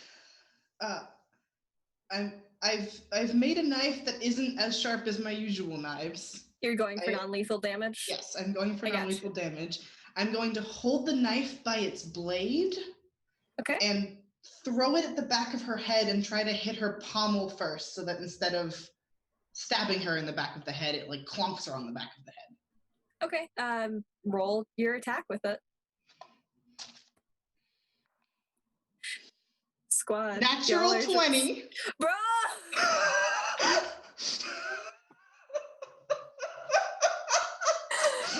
I've taken the brain cell. The one brain cell is yours. You have the team brain cell. Yay! Oh my god. You were in the circus, Ayla. You did throwing knives as a living for quite some amount of time. You line it up, and it is like you were just right back in your heydays, and you grab it by the blade, and then you just sort of bring your arm forward and flick your wrist at the last second, and that thing goes sailing and collides so solidly with the back of Dawn's head, it's got the same impact noise as though you had chucked a rock or something. And I'm going to roll for her real quick to see how bad she takes. Also, go ahead and roll damage as well, since you're hitting her. I should use it as an improvised projectile and not a dagger, yeah? Yeah. Okay. One shot, dead. Dawn died. Turns out she's got like 2 hit points. Would I add my dex to that or no? I would add your strength to it. Strength? Okay. Yeah. That's a flat 3 then. All right, cool. So yeah, she takes 3 points of bludgeoning damage, and you see her head kind of like snap forward as it impacts, and she kind of like her arms brace, and she looks like she sits up, and then she just kind of collapses, and the most dainty little Disney princess heap on the floor. Sorry, not sorry. I'm going to, as fast as I physically can, take all of the things out of all of the drawers. I'm taking the paper first. Like, I want the like guide sheet first, and Okay. then just everything else, like all the papers. I don't really care about the like Components. cardamom and cinnamon. I'm sure Madame Mayo has those, or I can buy them somewhere else. But I want all the pieces of paper and all the like identifying things. Yeah, of course. So you grab the paper, and you've seen this before. You know where everything is, and as you start going through the drawers, nothing's been moved around. There hasn't been nearly enough time for Dawn to do any sort of like really even digging in this area. Yeah, you take the paper, you take all of the little fortune cookie slips with the glyphs on them, and that's everything from the from the scryer. Yeah. Okay. Is that it? I'm going to delicately pick her up. Is there like a couch I can put her on? Something soft? There's like blankets and pillows tossed everywhere. You can sort of throw her on like an improvised beanbag chair. I'm going to place her on that, and then I'm going to like tip the table over as if she fell and hit her head on the table. Okay. Do you want me to make a check for that? I don't know what I would check. There's no one around right now to see it until she wakes up. I guess you can make a deception check. Okay. See how convincingly you can set up this accidental crime scene. 14. 14. Not too bad. You think you've done a pretty good job. You spill some things just a little bit more. You like kind of unscrew a lid that was already a little bit loose to like make it more dramatic. Yeah. And then having done that, I'm going to climb back out of the teapot. Okay. And in the interest of not letting anyone know that I have come and gone to Dawn's teapot, I'm going to climb up to the rafters. Okay. And I'm going to take the rafters all the way back to Madame Mayo's and then attempt to climb down. Or if I can't climb down, I'll call to them by the time that I get there. Okay. So the chandelier sun is actually very close to the clock tower. And the grandfather clock isn't quite as... Actually, it's probably on the exact same level as the teapot. Okay. But you would have to jump. The closest you could get was getting out onto the edge of the candelabra and then leaping onto the very top of the clock tower, sort of where like the face is. Yeah. So you can like, yeah, it's like the end of like Great Mouse Detective, you know? I am willing to try that. All right. I'm gonna need you to make a strength athletics check to climb up this rope. Okay. Gotta work this brain cell, bro. It's your turn with the brain cell, so you gotta. It's my turn with the brain cell. They're trying to do something physically, and you're like. Well, with strength, that's a straight 12. It's a straight 12. That's not bad. It's not like you slide down or anything. You just go up at a very leisurely pace up the rope. You're making your way. You eventually do get to the rafters, though, and they are indeed rafters. You can pull yourself up like it's a catwalk. Some of the ropes are draped over and sort of like doubled around them. Some of them are just, tied around like there wasn't long enough to sort of make it like fold in half, but you can go straight from the ropes to the rafters without having to make any more climb checks. And then I will make my way from there over to the chandelier. Yep. And then attempt to jump from the chandelier to the clock tower. All right. Yeah, go ahead and make another acrobatics check to make the jump. 14 plus 5, 19. All right, yeah, not bad at all. There's not really a whole lot of space for you to take like a running jump at the edge of the chandelier. God, I forgot what the name of it was. But you kind of like push back and forth just a little bit, and you get just a little bit momentum, not enough to make it like noticeably swing so that people would notice, but you get yourself like an extra few inches to jump off of, and you just make that push off with your feet, and you grab one of the stray ledges and like the decorative sort of top facing the angle of the clock tower, and you manage to grab on, and you're now there. Cool. Now Cool indeed. Is there a way to get down, or can I enter from the you don't know if there's an entrance. You don't know if there's an entrance on top. I will make an investigation check to see if there's an entrance on the top floor. It would be a perception check, unless you're actually like a perception would be like just kind of a cursory glance. But if you want to climb up and then like look around the top and actually like walk about it, that would be investigation. I have the same bonus to both, so okay. 14. Okay, there is not a door on the top of the clock, but the face, sort of where like the 6 is on the clock, that's a door. Cool. I will heave myself up and enter from the top of the clock tower. Sure thing. And you find yourself immediately in a just dusty, messy room of coils and springs, cogs, old clock parts. None of them necessarily look like they belong to the grandfather clock. They're a little bit too small, so it's not like the clock has been gutted or anything. But it just looks like a bunch of collection of clock parts here. And given that clocks aren't like entirely something that you're familiar with, it's kind of like being just in a junkyard of like technology that's a little bit too advanced to like be comfortable with. The way that all the springs are coiled, it's like there's constantly a snake in your path that you have to look out for. It's a very sort of antsy feeling being around all of this sort of alien stuff. But you make your way through. The light is coming in a bit more here since the face of the clock is a little bit more transparent. And you can find a couple of doorways. Some of them are blocked shut with like planks or other crates, and you can shove them open. Nothing is locked, but it's not taken care of up here at all. Is there like a way down? Yeah, beyond the door, there's a staircase that you can take down. I'm gonna check a couple of the rooms up here first, just to look in them. Yeah, absolutely. Whichever one is, so they're not locked, you said, yeah? None of the doors here are locked. I'm just gonna open one of them and like give it a cursory glance. Okay. Are you gonna do this like immediately after exiting the room with all of the cogs and stuff, or are you going to go down a couple of floors first? Go down a couple floors. Okay. Yeah, you open up a room and it looks mostly empty, but it looks like sort of the remnants of a bedroom. Okay. There's sort of like an empty mattress off to one side, an empty dresser. It's kind of like your room at like the halfway home, but it's much, much less decorated and much older. Okay.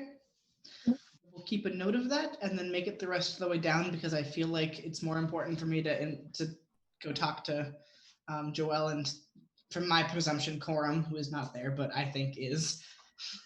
Indeed. And as you make your way back down to the main floor, and Joelle, you do hear the disturbances upstairs, Ayla and Joelle are going to have a conversation, and I'm going to get my computer charger because my laptop's dying. Nice. So I just kind of like run down the stairs.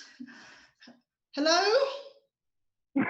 Joel's like trying to be Danny. He's like, looking like, oh, you're not doing well. Run over. I don't think anyone else. No one else is here, right? No one is here. No. Okay, we're good. I just had to make sure it was you. We're good. Oh yeah, I came from the ceiling this time. That's cool. I thought that there would be more like mechanisms up there, but yeah, it was never relevant. There's a lot That's good to know now. Gears and coils.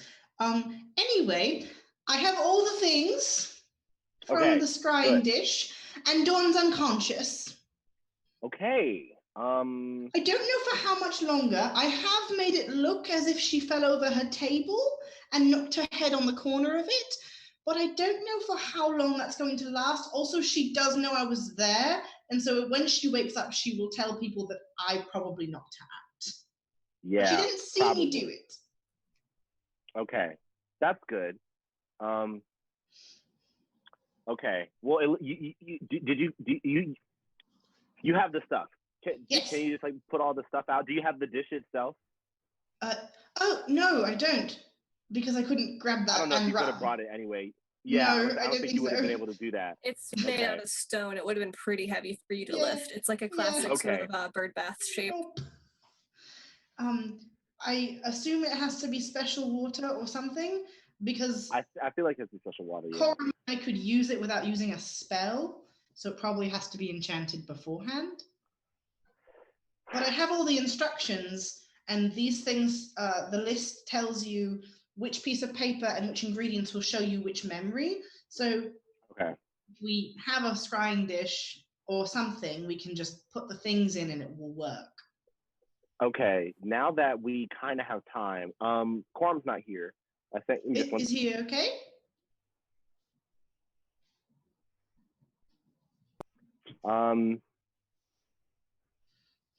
Yes, he's fine. That was ominous, but no, he's fine. We split up. I was gonna look for the information on. I know that there's scrying books here, like I know for a fact. So maybe now that you're here, we can look again and use our brains this time, and we have a little bit more time, so we might be able to just like get it. We didn't find it before, but we rationed. What is it? Whatever. We used our logic to understand that. I can't. I don't know what's happening right now. Are you trying to say rationalized? Yes. I think that's what it is. Yeah. Ration some food. I know. I'm like, rationed has to do with food. That's not right. I guess rationalized. That doesn't feel right, but whatever. We rationalized that Bailey, if Bailey was fed this, she's probably gonna die.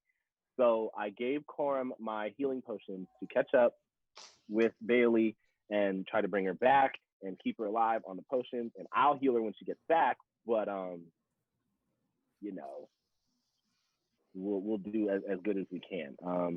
Maybe reasoned. It's reasoned. That's what it is. I was like, it's reasoned. Yeah, and that's where they are now. Corm's doing that. I don't know if he's caught up to Bailey, but let's look. I didn't see Bailey on my way in. Okay.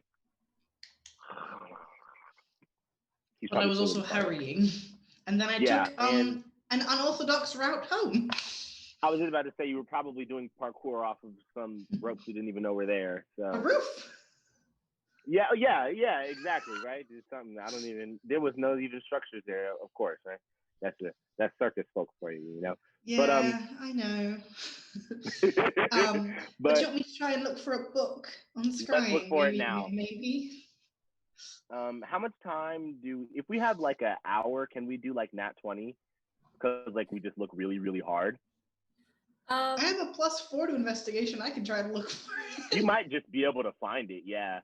But I'm like, it kind of also depends on how long we have. So let's just roll first. Yeah, I'm gonna say go ahead and roll because you don't actually know how much time you have before you may get interrupted. Exactly. 17. 17. Nat 20. Oh wait. Damn. What's my investigation? It's a nat 20. That's it. He's got the brain cell. The brain cell. In a very interesting turn of events, you find exactly what you were looking for, but it's not necessarily what you may have wanted to find. You come across a couple of scrying books that eventually begin leading you in that right direction. Madameo does a very good job of organizing his books by genre, as well as author and everything else. The closer that you get to what you could call like a scrying section, the emptier the bookshelves become. And finally, you reach this one kind of back corner of the library that you haven't been to before, where there are 4 shelves in this one little corner, very, very prominently devoid of any books. Wonderful. So you still see a couple of like non-book things that are some of the other shelves, like little jars or like maybe a scroll or two. But as far as like book goes, there's nothing. So she's taken all the scrying books. Probably. Is Was there was a dish nearby? Oh yeah, that.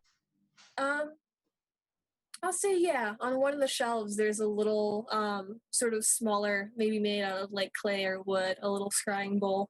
Not as fancy, but it looks like it hasn't been touched in a very long time. In fact, nothing over here looks like it's been touched in a very long time. Okay. Well, I think we need the bowl. I don't know if we can just use regular water or if we need special water. But we could try. I don't even think I know create water. Like, I don't even know if, like, we as a cleric get you should water like right now anyway. I know I'm thinking of, that's why I said I think, because I'm like I feel like I should, but I don't even remember. As a cleric, you have I don't food and prepare water cleric on your spells. spell I've literally list. never done it before. Yeah. No, I've literally are... I've never had to prepare spells here in the campaign because we don't. I've had like Scorching Ray, Light, and what is it, the hand one? Burning Hands, and Fairy Fire. Mm-hmm. That's it. Yeah, and that's literally all. Yeah, I know as a cleric it would be on your spell list if you want to say that you've prepared it since it's been like the morning. It's very basic. I'll give that to you. Okay. Yeah. I'll just have create water, and let's try to dust the bowl out first. It's all gross. Yeah. It adds flavor. Okay. While Joelle is like cleaning and filling the scrying dish, can I check the shelves with the jars to see if there are things that match the things that are on Dawn's ingredient list? There's a couple of different things. The first one that you find looks to be a jar just full of dead moths. The second one that you find actually has a couple of little bundles of looks like moths. Yeah. I thought you said mouths. Oh no! Me too. I was like, what terrified. I was like, this is disgusting. I'm just picturing a jar full of mouths. That's awful. The second one that you find, though, is less of a jar and more of like a little parcel that you very, very carefully kind of open up. And there's a few bundles of like super dried herbs here. And it doesn't look like there's very much of any of them. Definitely not the supply that Dawn had in her teapot. Okay. We don't have. We might have some of them. Like, I guess we might. Yeah, as like spellcasters, people we're never as people who use spells. Yeah, exactly. I was like, we, and it's also not very accurate. We tend to have like materials on us on occasion that are necessary for like using whatever a certain skill may be. So I don't remember what they are. We don't. Do y'all have component pouches or do you have arcane focuses? Because that'll make the difference. Pouch. You have a component pouch? Yeah. Okay. Yeah. In that case, I'll say that if for each little like thing that you try to do off of the paper, you can just roll a d20 or something, and if it gets a 10 or a lower, then I'll say you don't have it. If it gets a 10 or 11 or a higher, then I'll say that you do have it. But just for the one use. I'm like, yeah. Okay. Like some of it should be there. Okay. I don't know for sure. Okay. So we know that this we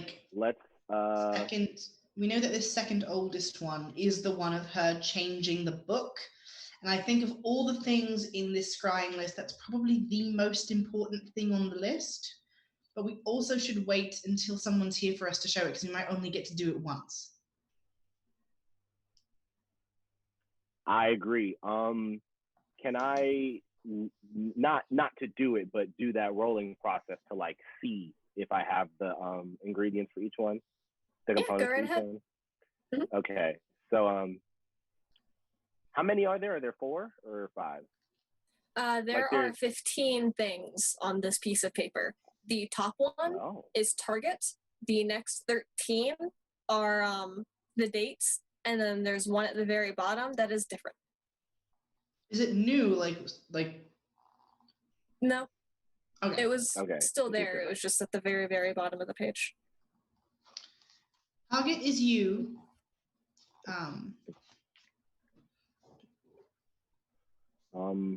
Target is you.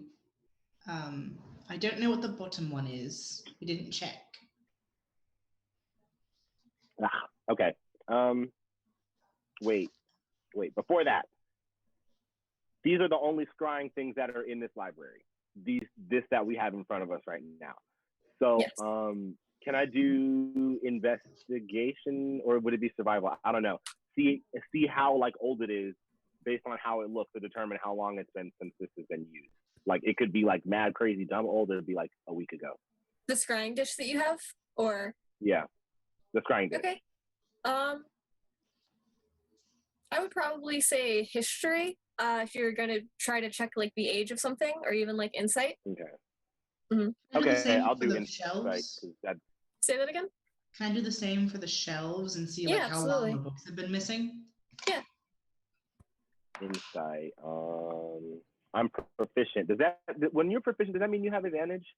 No, you just it add... just means you add in your proficiency bonus. And usually it's pre-calculated. I always forget what proficiency bonus is. That is a 21. Nice. Joelle? Hold on just a second. Okay.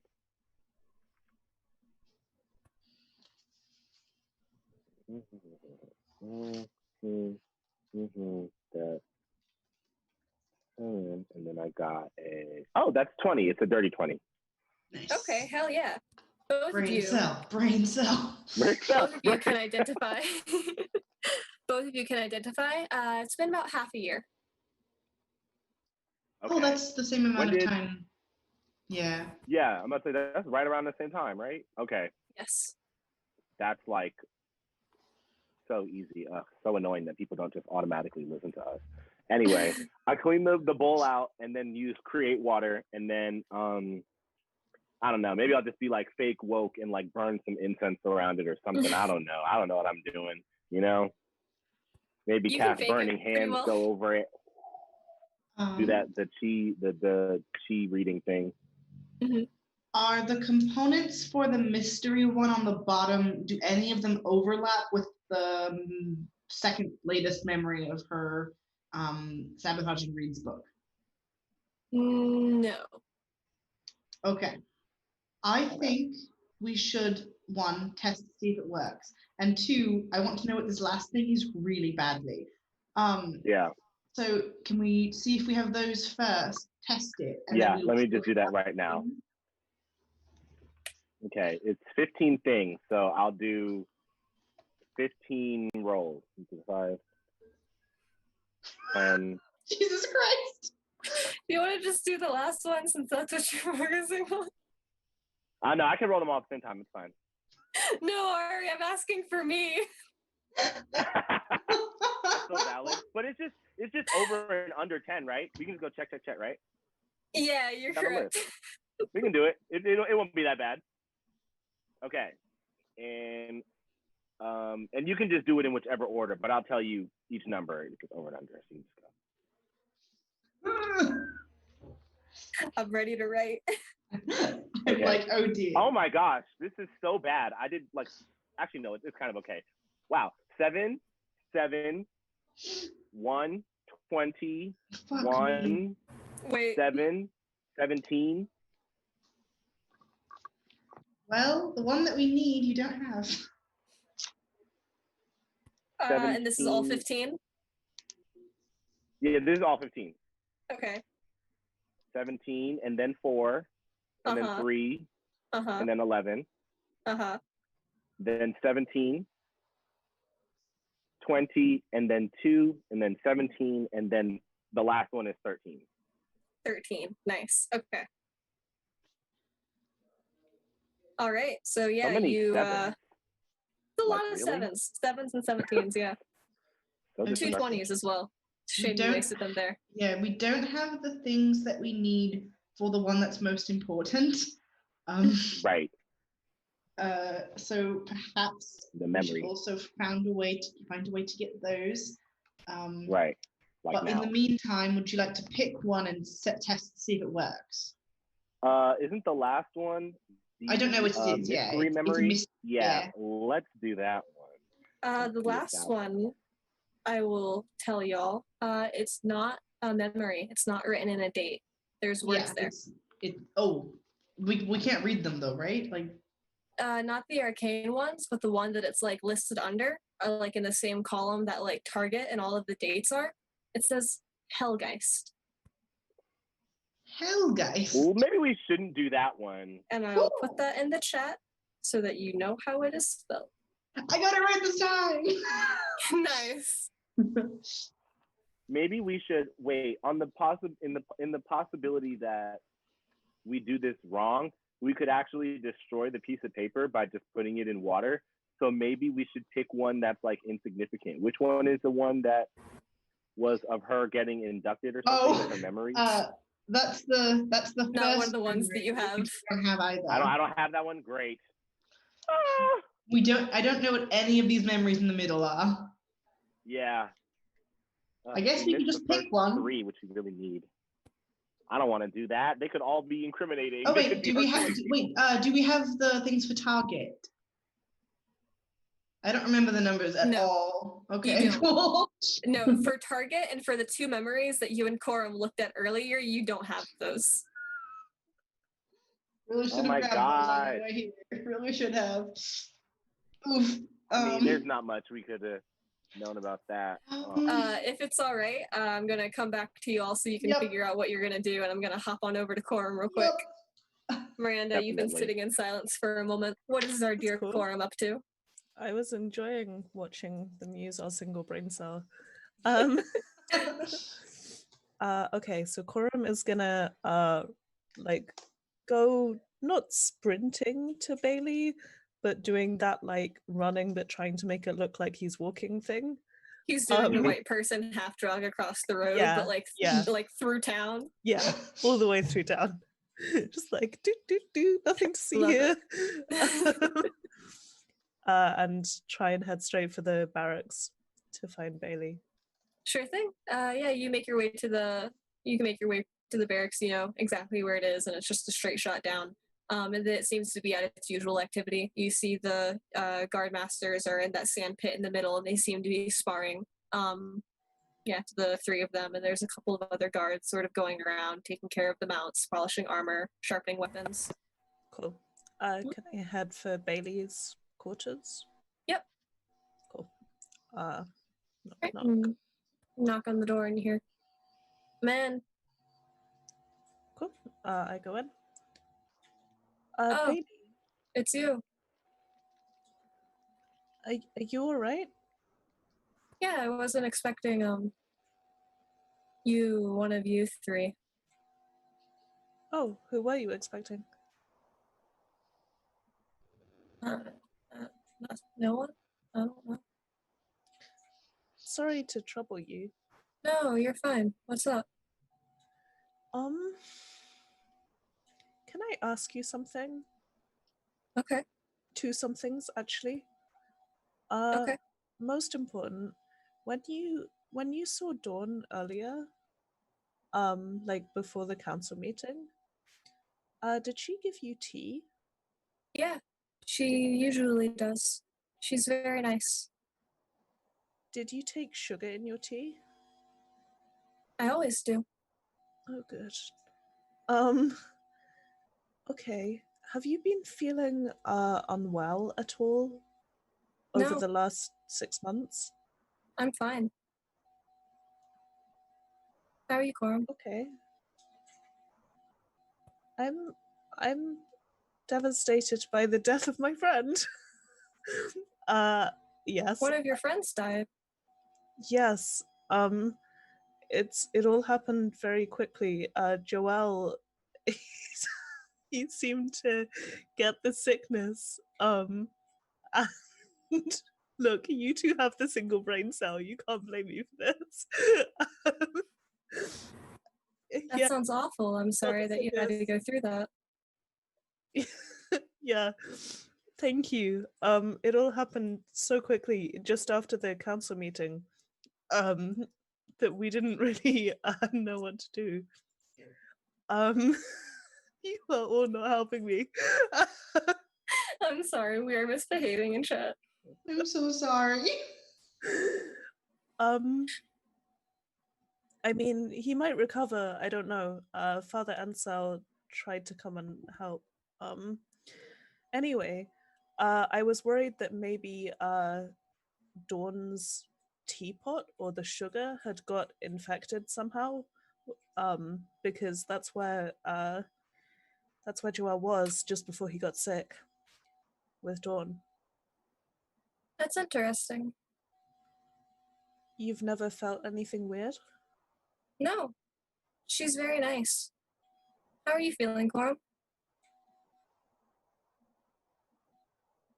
Insight check? Bailey Make an seems insight to check. be acting like way more blank than usual. You can make an insight check. 17 plus probably nothing. Plus 1. 18. 18. There is no light behind Bailey's eyes. In fact, they're kind of clouded over.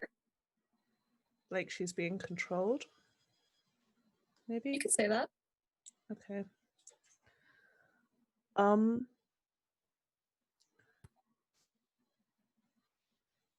Okay. I'm good, thanks, Bailey. I was just worried about the sugar and the tea. You shouldn't worry yourself out over things that don't matter. That's true. Did you come straight back here after the council meeting? I did. And she sort of stands up and starts going over to a different corner of the room. She goes, yeah, I had something to take care of. Uh-huh. Anything I can help with? Oh, probably not. And she turns around and she's holding her letter opener in her hands. Well, it's been nice knowing me. Oh, did you get a letter? You hear that, Corum? Hear what? Sounds like rain. Corum, please roll initiative. I thought so. Okay. No!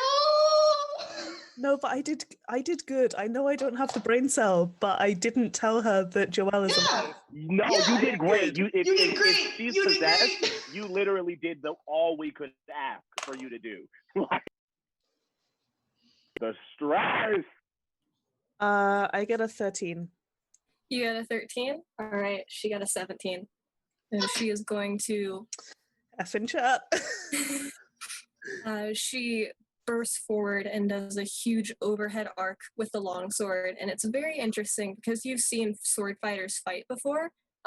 This isn't very good classical sword fighting that she's really going for here. She's being puppeted. And she takes her letter opener, which is roughly the same size as you are, shrunken down, and she just swings it in a wide arc over you and does a 17 again. Hit your armor class. Mm-hmm. Okay.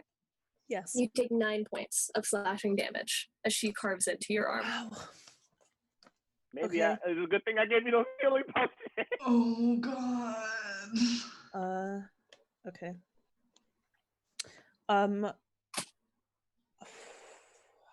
Oh, we're too low level for me to have any counter magics.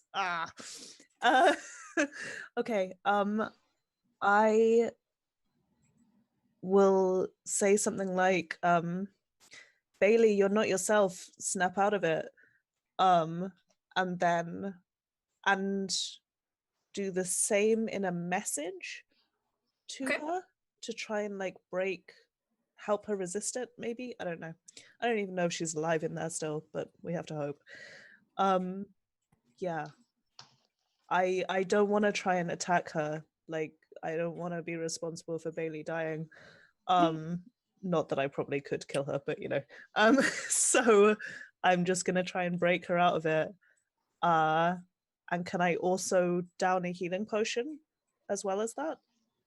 I do healing potions as bonus actions, so if you want to do a message as your action and then drink the potion as your bonus action, you can absolutely do that. That's what I want to do. Okay. So yeah, you shout out loud. You send the message through. At the same time, you sort of take a couple of moments as Bailey doesn't seem entirely snapped out, but you can see there is a bit of a daze, and there's like a stop in her step, and she doesn't say anything. Her eyes cast downward for a second. You chug your healing potion. As soon as you bring the bottle down, she's looking at you again, and she's going to swing for you one more time. That's okay. I recovered those 9 hit points from my healing potion, so we're good. Hell yeah. She gets a 14 to hit you this time. Fail. No, a 13 to hit you this Fail. time. Fail. All right, cool. So yeah, just goes wide. You kind of dart out of the way, and the letter opener actually gets stuck in like the frame of the door, and she starts pulling on it, trying to get it free. There is no emotion in her face. Okay. How to help her? Maybe just knock her out. But I'm a magic user. I can't do non-lethal damage. So that's good. I mean, a 2x4 is a 2x4. She's fire. Not when it's wielded by me. She's afraid of fire. What'd you say? She's afraid of fire. We know that. Oh yeah, let's add to the trauma of being puppeted by setting her on fire. The trauma. It's traumatizing, but it's the only thing my brain said, and it was very bad. It might be the only thing that would snap her with trauma. Oh my god. Okay. Because you don't have fairy fire though, do you? No. Yeah. I mean, I have fireball. Real fire. Yeah, real fire was fire. not what I was thinking. I was thinking like fairy fire. Okay. I would like to cast Shatter on her blade. Shatter is a radius spell. You can't cast it on a single object. Is it possible for me to target it so that it won't hit her but will hit the sword? Not with the range that it has. It's like setting off a fireball and trying to hit a person. Yeah. Okay, fine.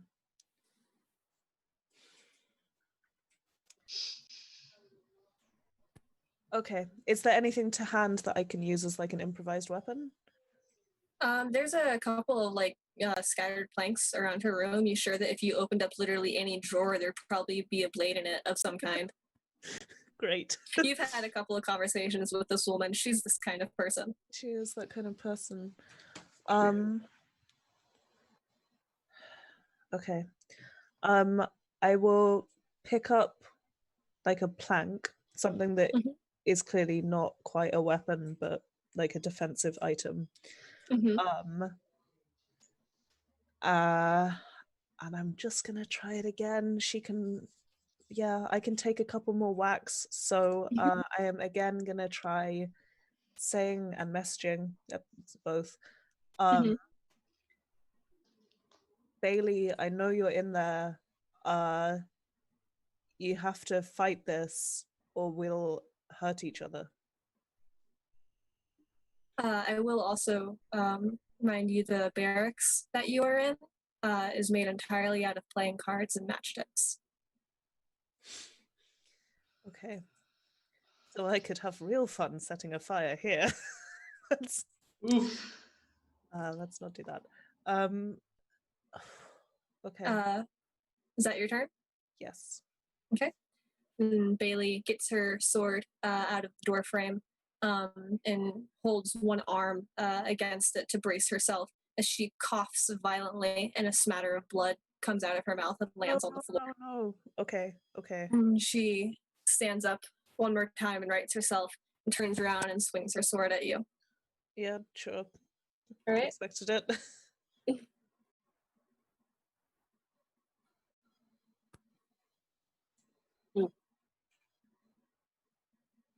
She's a 19 to hit. Hit. Okay. You take 5 points of slashing damage.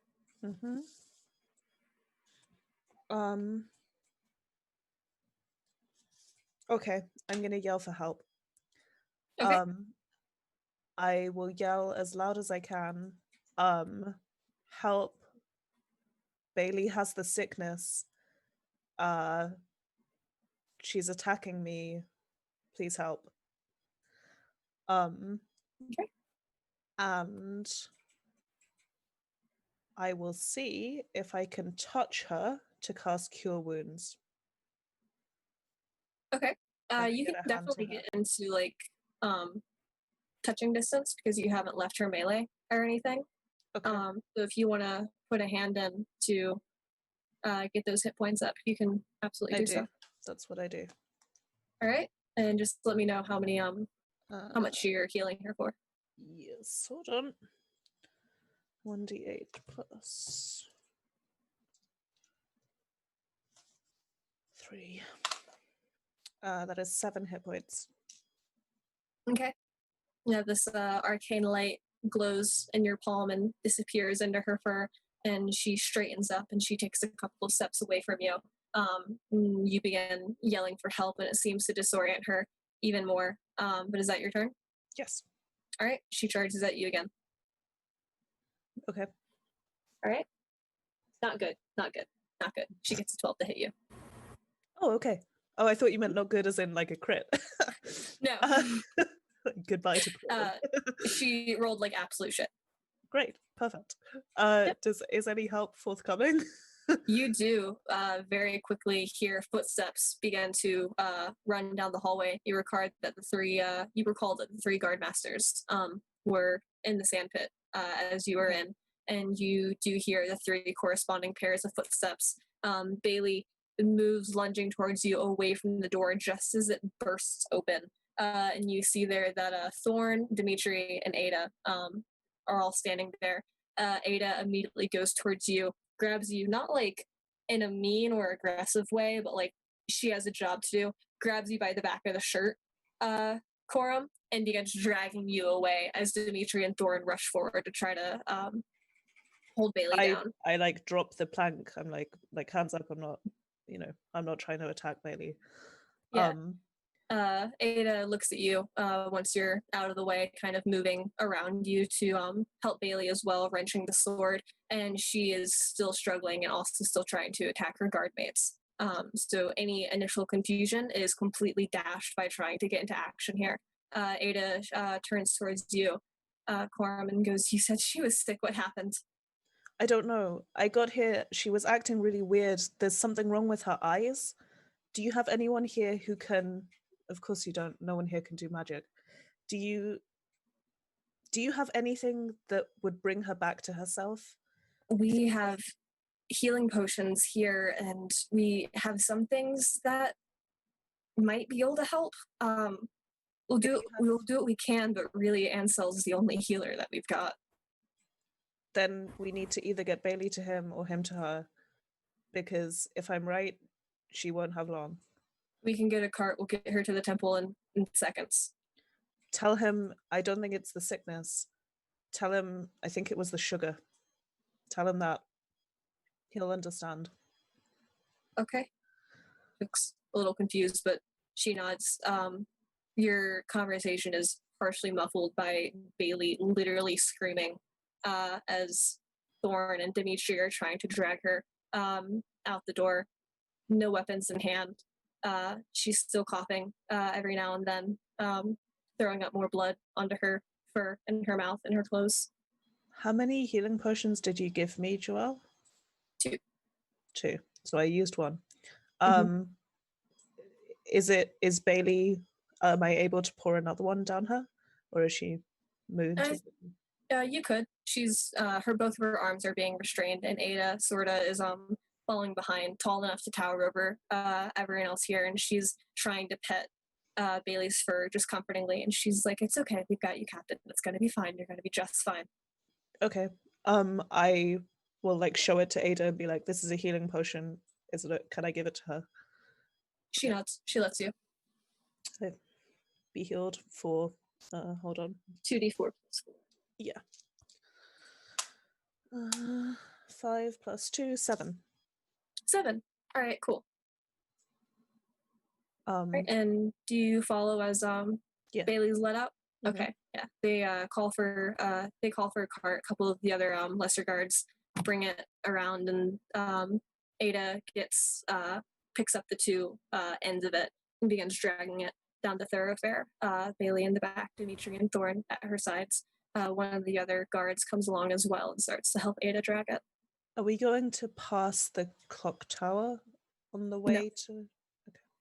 Okay. It's pretty much as far as landmarks go. There's the junkyard around the way, and then there's the rotted wood, there's the slums, there's the clock tower, there's the glass blower blacksmith, and then the halfway house, the chandelier right above there. There is the cello case and Dawn's teapot, and then there is the temple, and then there is the barracks, and the barracks are at the very, very end, and then past that's the barricade. Okay, then yeah, I go for the temple. Okay. Yeah, you get there very, very expediently. And real quick, we are going to cut back now to Ayla and Joelle as Coram goes to the temple with Bailey. This is popping off, bro. Okay. I think just pick one. Your choice. Yeah. It doesn't really matter, so we'll just pick whichever one we have. We'll do the fourth one, the first one. Just a random memory? Yeah. Okay. Yeah, this one is dated a couple of months before the one that you saw of her writing in the journals. And this one is a very kind of nice and peaceful memory. It's her, Reed, Madameo, and Ansel, and they're all in the library at a dinner table, just having dinner together. You can hear fun conversation, you can hear idle chatter, you can hear what sounds like a real solid family going on, essentially. And yeah, there's nothing entirely remarkable other than how quaint it is. Okay, well, we know it works, which is important. Yeah, that's fantastic. Yeah, you get your components, you get the little slip of paper, you drop them in, and it works exactly like it did in her teapot. This is a nice memory. I assume it's of her and Father Ansel and Matamea having a family dinner, which is great. Reed is also there. Oh, that's sad. That's very upsetting. Okay. That is upsetting, right? Do you want to test the mystery thing at the end? And then, the Heltergeist.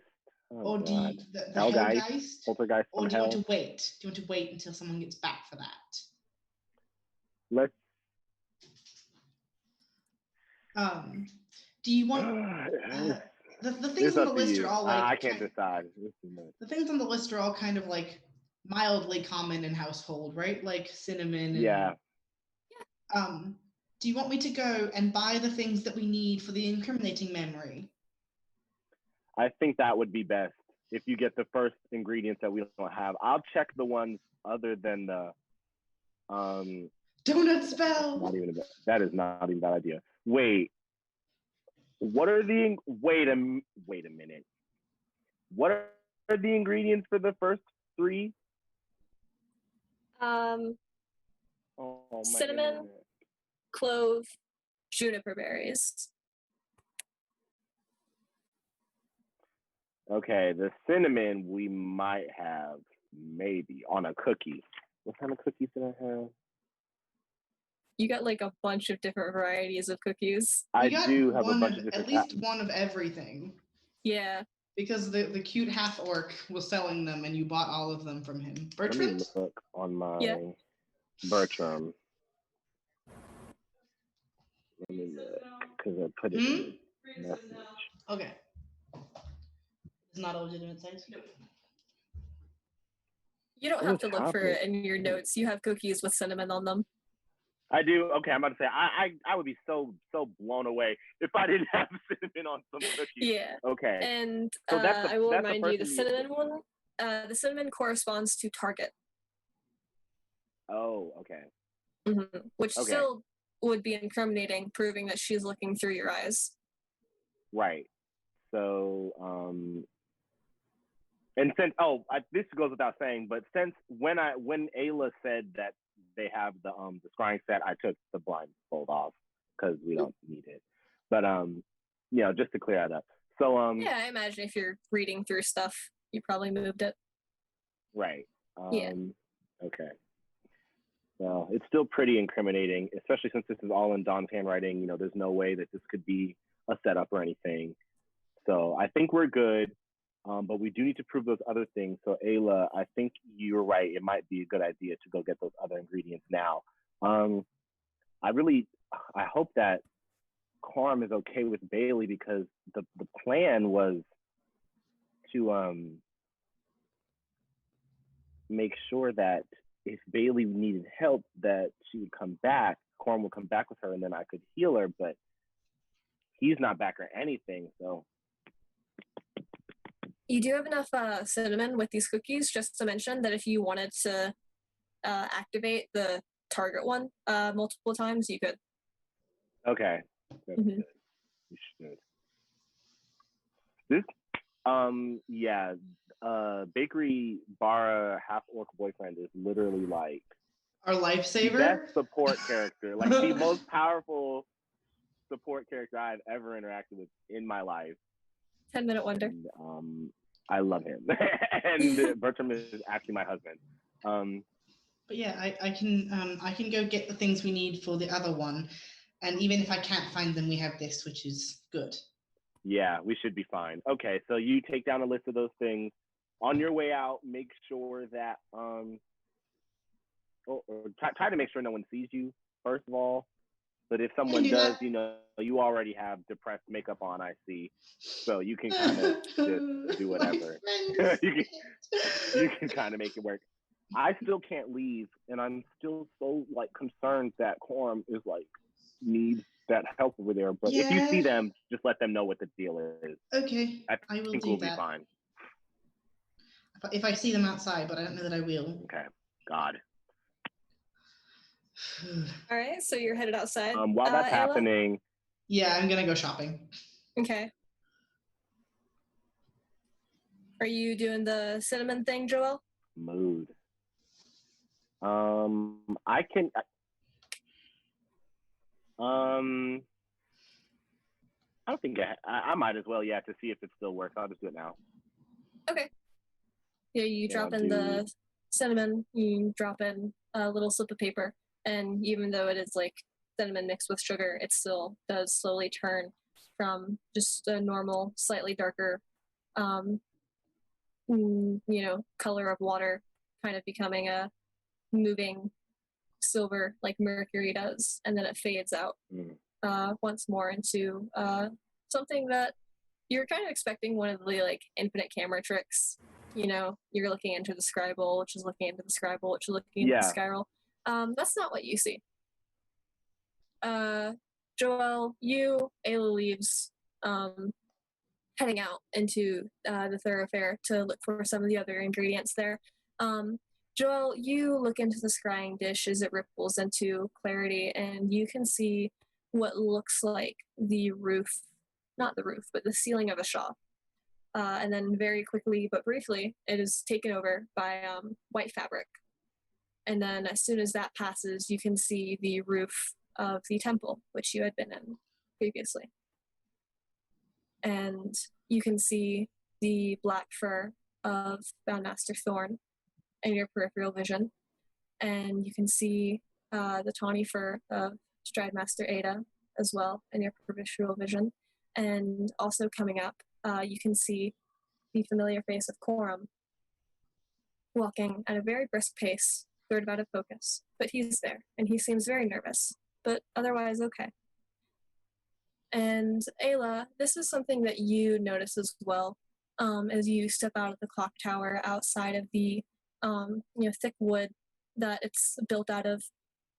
You can hear it, Ayla, and Joel, you more so see it as little gray spots begin to appear on the white cloth of the temple. It's raining. Oh. Oh God! Blood. And Ayla, Blood. as you've stepped outside, you sort of look around, and every single mouse out on the thoroughfare, every citizen of the shop is looking up. And the sky is dampened. The sun isn't shining through as it should be. And the rain is coming down hard and in sheets.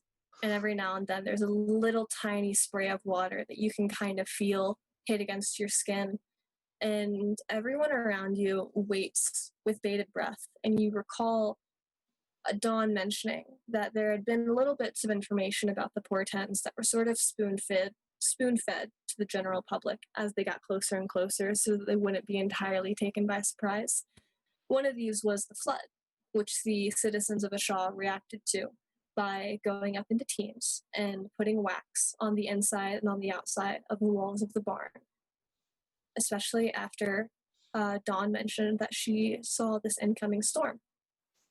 So you stop and you wait and you look with everyone else, and a couple of very, very tense minutes pass.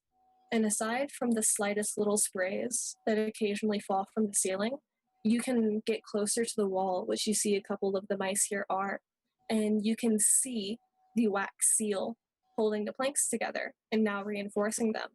It is not letting any of the water through.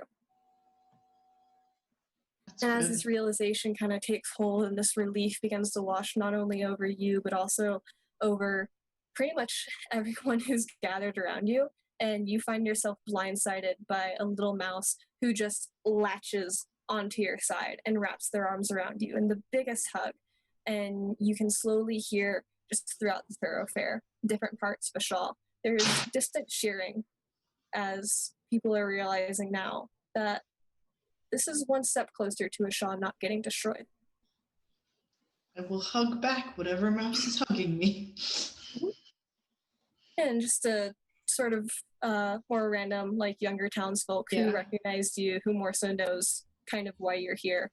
And they give you big hug and thanks, and they go off to run to somebody else, and you can see a couple of people holding each other, a couple of kids, they're jumping up and down, touching at the wax, trying to figure out what it is, parents slapping their hands away.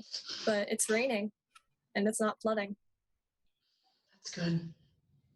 That is good. Get your shopping done? Yes. All right. Oh, you what can if do the that ceiling more than breaks and easily. then we're all trapped because the walls are reinforced? What if it was? So what if the ceiling breaks and then it's a flood in here because the walls are reinforced and our Shaw is stuck in here? You have a second floor above you. Oh, okay. We're totally fine. Oh, yeah. It doesn't go all the way up to the loft in the wall. Okay. Right. It's just the first floor here. Okay. All right. So, Ayla, it's easy enough to get the components here. Dawn must have gotten them from somewhere, and most of them are different places in Ashaw. You spend about 15 hay pennies total getting, you can do, I'll say, 2 doses of everything that you're currently missing. If you want to get just a dose of everything, I'm going to bump it up to 20 hay pennies. I think just the ones we're missing. I don't think we need to watch the memory that we watched again. Okay. However super prepared that you want to be for it. I mean, how many hay pennies do we? We had something dumb like 100. We had like a. Yeah, you had 100. Okay, I'll just spend all of them. I think it's like 10 to a silver or something. I think we're good in terms of how many we have. Okay. Yeah. Yeah. So I'll get enough of everything. Okay. Yeah, you can do that. And Joelle, in the meantime, you are watching this. You are suddenly very aware of the fact that Coram is here. He is in the temple. He is with the rest of the guard masters. Can't imagine anybody else whose eyes you must be looking through. I'm not looking from Coram's perspective. You're not. I'm sorry. You are looking as though the camera is flat on its back, looking up towards the ceiling. Okay. Is it reasonable for me to assume that this is Bailey because Coram went to see Bailey, and I know that Bailey went to see what's-her-face? Like, I think I can ration that. Yeah, the presence of Coram as well as the other guard masters here, this is definitely Bailey. Yeah. Okay. Because I think it's reasonable, but I'm biased. Okay. Holy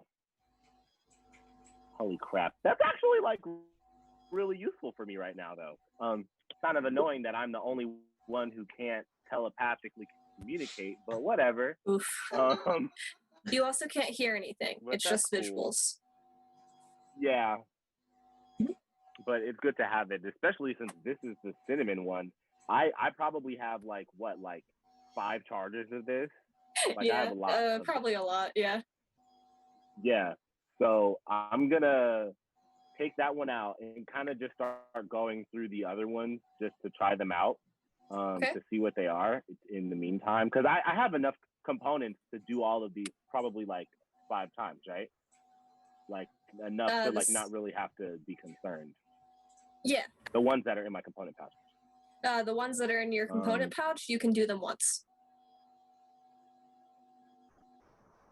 Oh, okay. I'm buying all the things to do them a second time, so we can do them. Yeah. I'll wait for Ayla then. Okay. So yeah, Ayla, you can. If I'm Ayla, waiting for you can Ayla, come then back. I'm not gonna do anything. I'll just watch what's going on through everyone's eyes. Okay. And Corum, you make sure that Bailey gets Oh seen wait, by... so aren't you buying 2 of everything? I am buying enough of everything to do it again, yes. And Corum, you're making sure that Bailey gets to Father Ansel and that she gets like a space set up and everything. You gave some instructions to Ada, so I don't imagine that you would go any further than like the door to oversee. No, but I want to make sure that Ansel gets the message about the sugar. Mm-hmm. Yeah, you see about a minute after Bailey's sort of gotten a little caught to herself and a couple of the healers come over, you see Suri, Ansel's apprentice, is sort of scurrying around as well. She stops and she waves to you. But yeah, Ada does take Ansel to the side and whispers something to him. And he doesn't really seem to have much of a reaction other than his posture straightens up a little bit. And then very slowly he turns around and he looks at you in the doorway. And then he turns back to Ada. And they continue just talking. nod to him. Okay, I need to find the others and tell them. So I'll head back to the clock tower unless I see them on the way or anything. Yeah, they're both. Yeah, they are both in the clock tower. At least they should be, unless you mayhaps catch Ayla on the last couple of steps of their shopping trip. You guys can probably meet up on the thoroughfare. Still, sort of in the aftermath of this celebration, there's still mice kind of running around. A lot of the normal order is more or less gone. Hello, are you all right? We were right about Bailey. I try and whisper this a little bit. Oh wait, we both have telepathy. We can use telepathy. We can talk in our brains. Talk in our brains. I say telepathically. We were right about Bailey. She's been poisoned, but I think Dawn was controlling her as well. Her eyes were all filmed over, and she tried to kill me. Oh, that's bad. We found a scrying dish, and it works. So I've gotten all of the components we need for all of the memories and the other thing at the target and the thing at the bottom, which is Hellgeist. I don't know what that is, but it sounds bad. And we got all the components so that we could show people what she's got saved. Okay. Fine. Then I guess we gotta show people. The council, maybe? Council. I also don't know what Dawn is going to say because I did knock her out to steal all her things. Well, we can burn that bridge when we come to it. Perfect.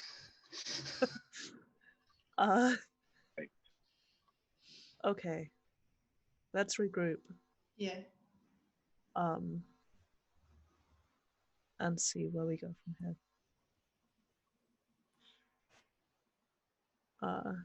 Yeah, head back to Joelle. We return to Joelle. Okay. You regroup in the clock tower. Joelle, you are there. Your vision of Bailey has just recently ended, and Corum and Ayla enter together. I'll say Daisy has also been with you guys. Bless Daisy. I love Daisy. She's in a little loaf on the ground next to Joelle. The frying dish that we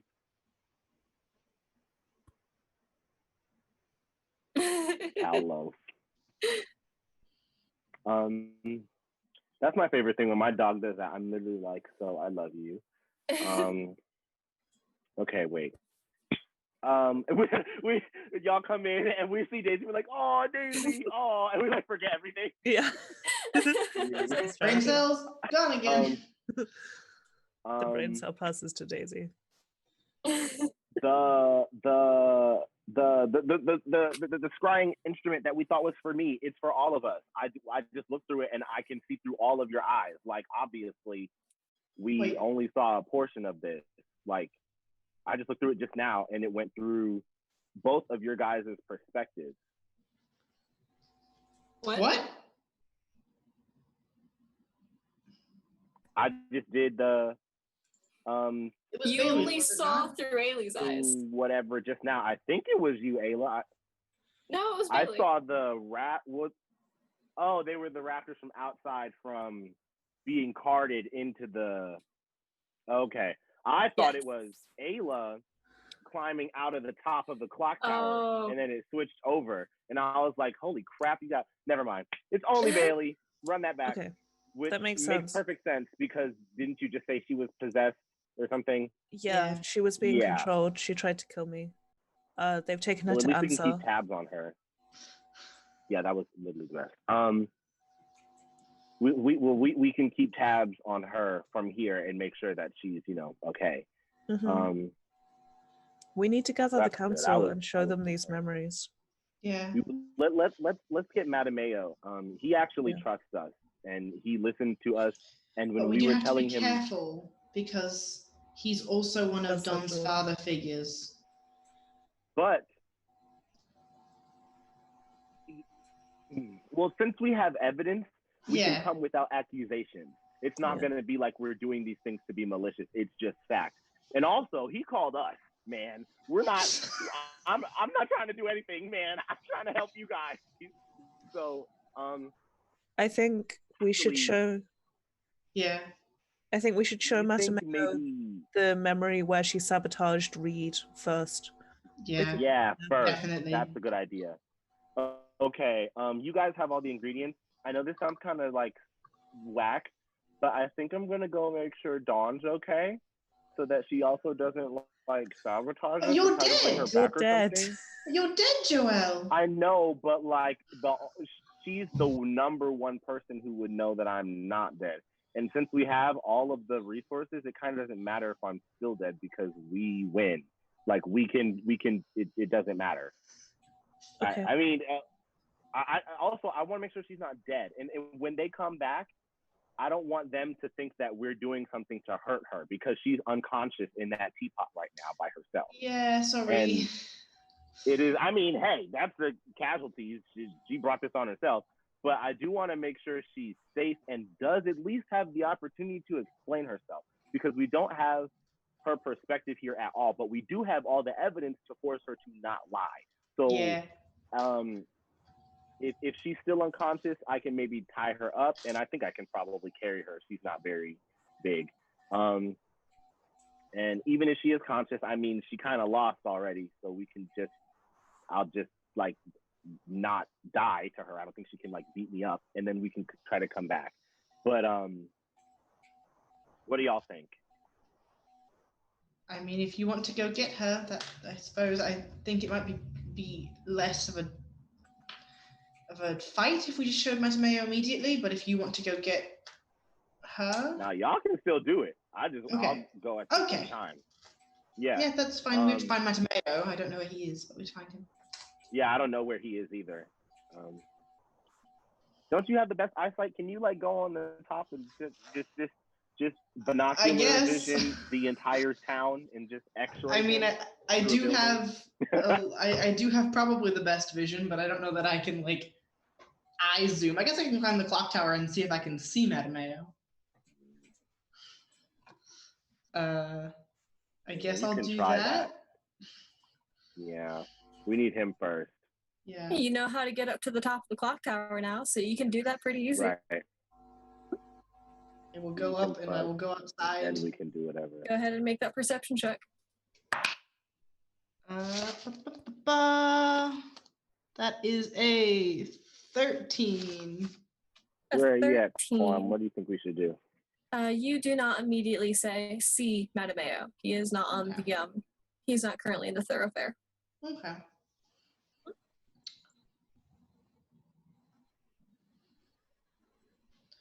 I will come back down and let them know that. I guess, Joelle, if you see him on your way to Dawn, because he might be in the council building, tell him that we need to talk to him. Okay. Okay. Oh Lord. Okay. What do you think, Horn? What you thinking? You're scintillating. Where's your head here?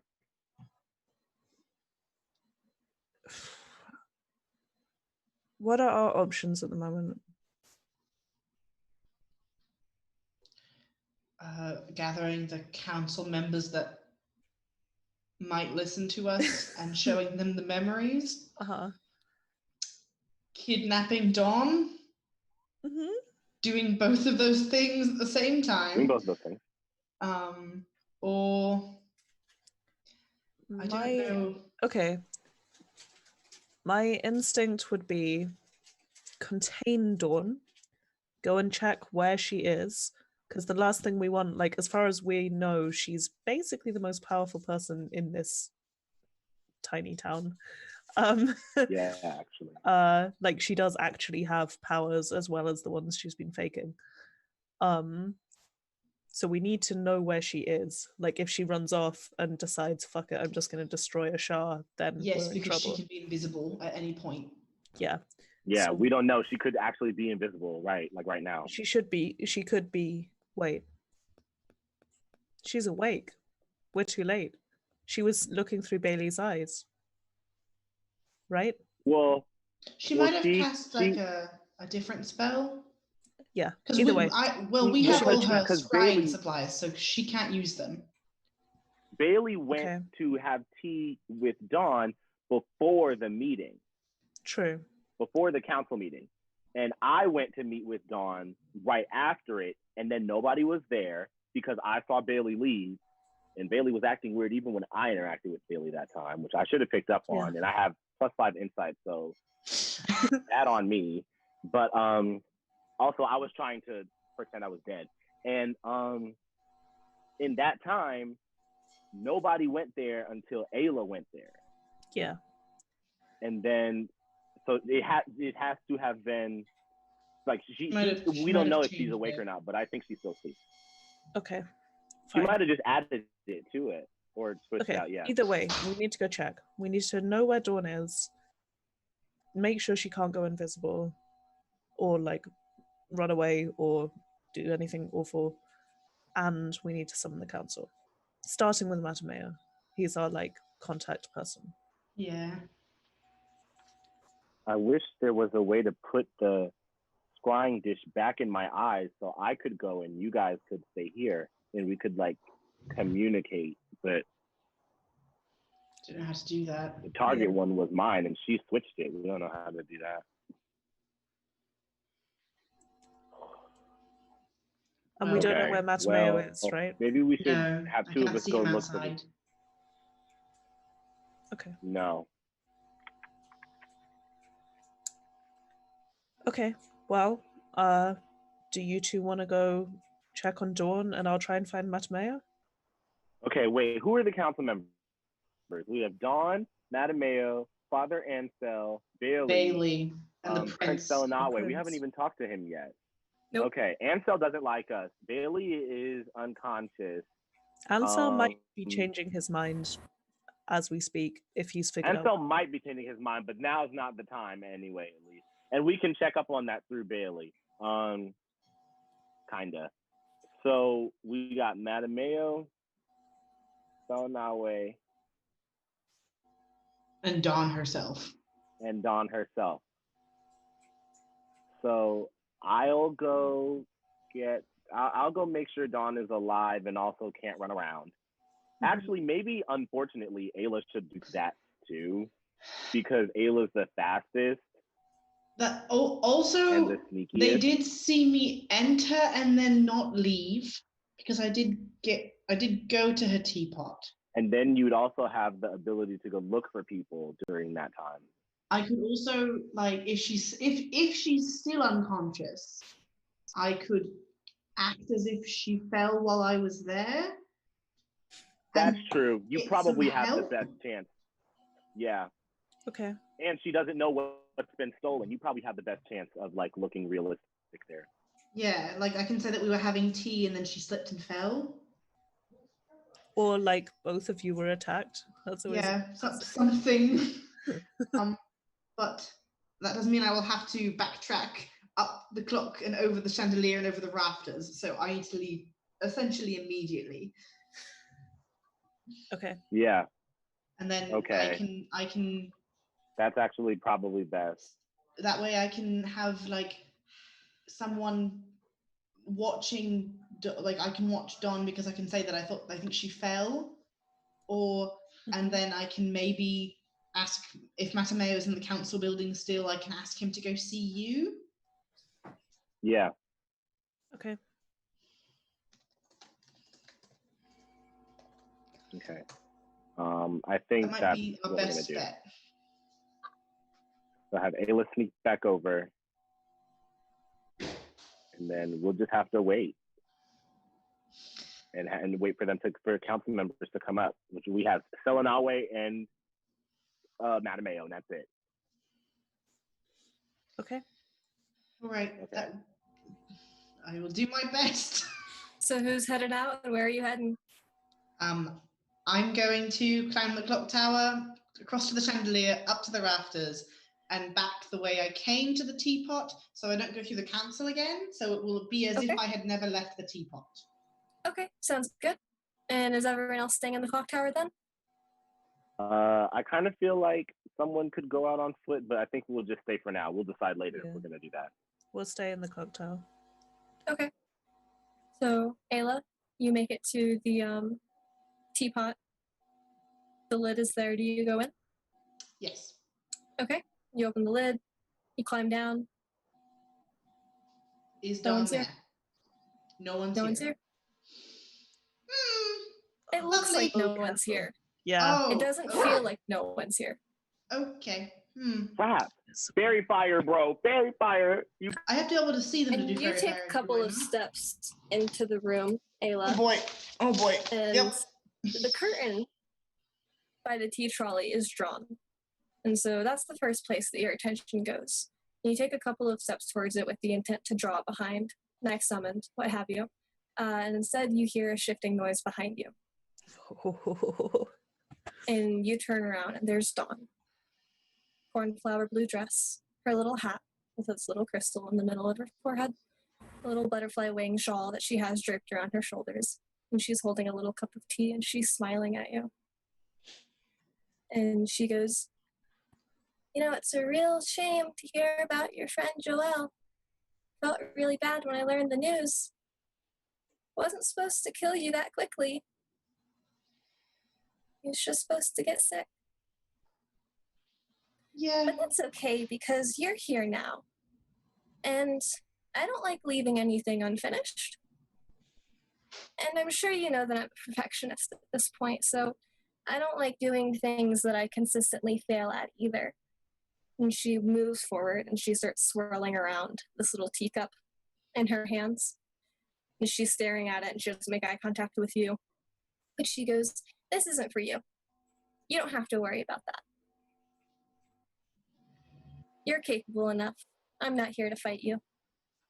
And she sets down the teacup on one of the bookshelves and she starts moving a couple of pillows out of the way until one of the lip of the carpets is open, and she starts taking that as well and just kind of like pulling it aside, revealing the floor of the teapot, which you hadn't seen before.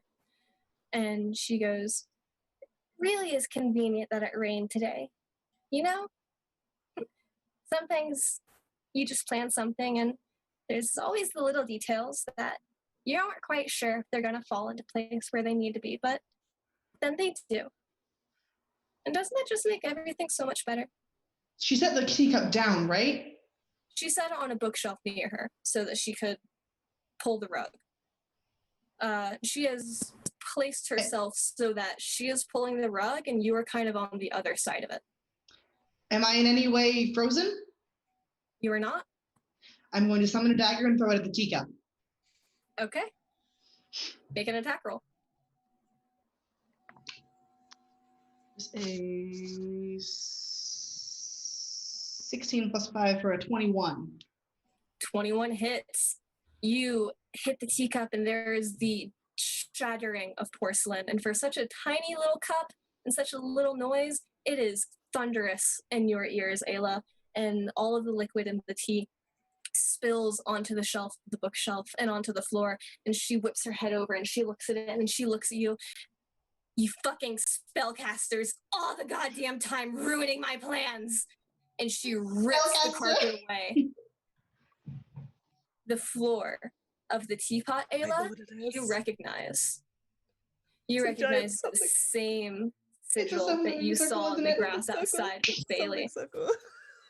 And Dawn goes over to a different shelf and she takes a little jar from the ground and sort of turns over her head, over her shoulder towards you. And she goes, guess it's going to be the flood first then. Arcs it and just football smashes it right into the ground. Ayla, the teapot explodes. That's where we're going to end it. Oh. Oh boy. Oh what god. a spicy time. Oh god. Oh. So thank you guys so much for joining us for episode 7 of 8 of our tiny adventure here in Mousecapades. We ran a little bit over, and my apologies for that. But you know how it be. My name is Joe. I have been your dungeon master for this evening and for every evening previously. You can find me at The Cat in Charge on Twitter, TikTok, pretty much anywhere. And yeah, you can come watch me cosplay, talk about tabletop RPGs. I actually have a new project that I'm working on currently, which will probably get a full announcement at the end of episode 8 because things are still in progress. But essentially, if you are also on the Fuck Wizards of the Coast boat, come look at my Twitter because there are going to be things incoming that I think will be very, very helpful to us who are looking for a new hyperfixation. All right. Ari, please say goodbye and tell us who you are and who you played and where we can find you.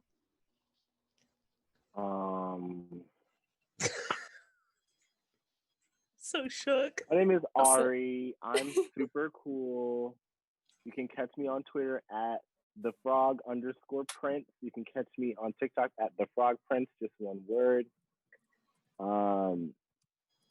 I play video games, I guess, or something. I play Joelle.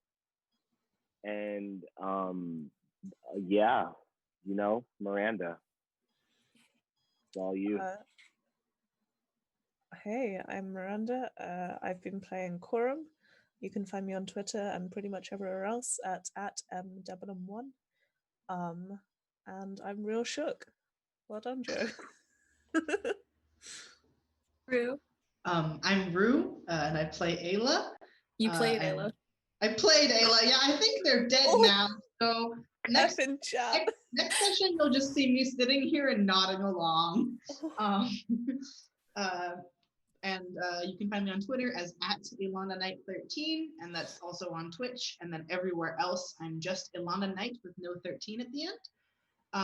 And I do art and tabletop writing and cosplay and stuff like that. Yeah, so thank you for watching. All right, so yeah, pretty much couldn't say it better than Rue did. Thank you so much for watching. Thank you for sticking with us through this little adventure. Mousecapades, if you want to run it in your own game, I am adapting the PDF into a universal tabletop format, so you don't just have to run it for D&D, but that does mean that it's probably going to end up being a little late. Other than that, the last 3 shoutouts that I have to do are for @HollyHemlock, @MyBigMoods, and Nova, who are in charge of, are responsible for the lovely portraits that you see, the lovely layout that you see, and also all of the production work. And we couldn't look as pretty without them. So give them a follow, give them a lot of love. They're some of my closest friends. And that's it. We are going to see you guys in 2 weeks. Goodness gracious. For the final episode of Mousecapades. That is July 24th, same time, same place. Take care of yourselves. Stay happy. Stay healthy as much as you can. We love you all so much. Bye-bye. Bye.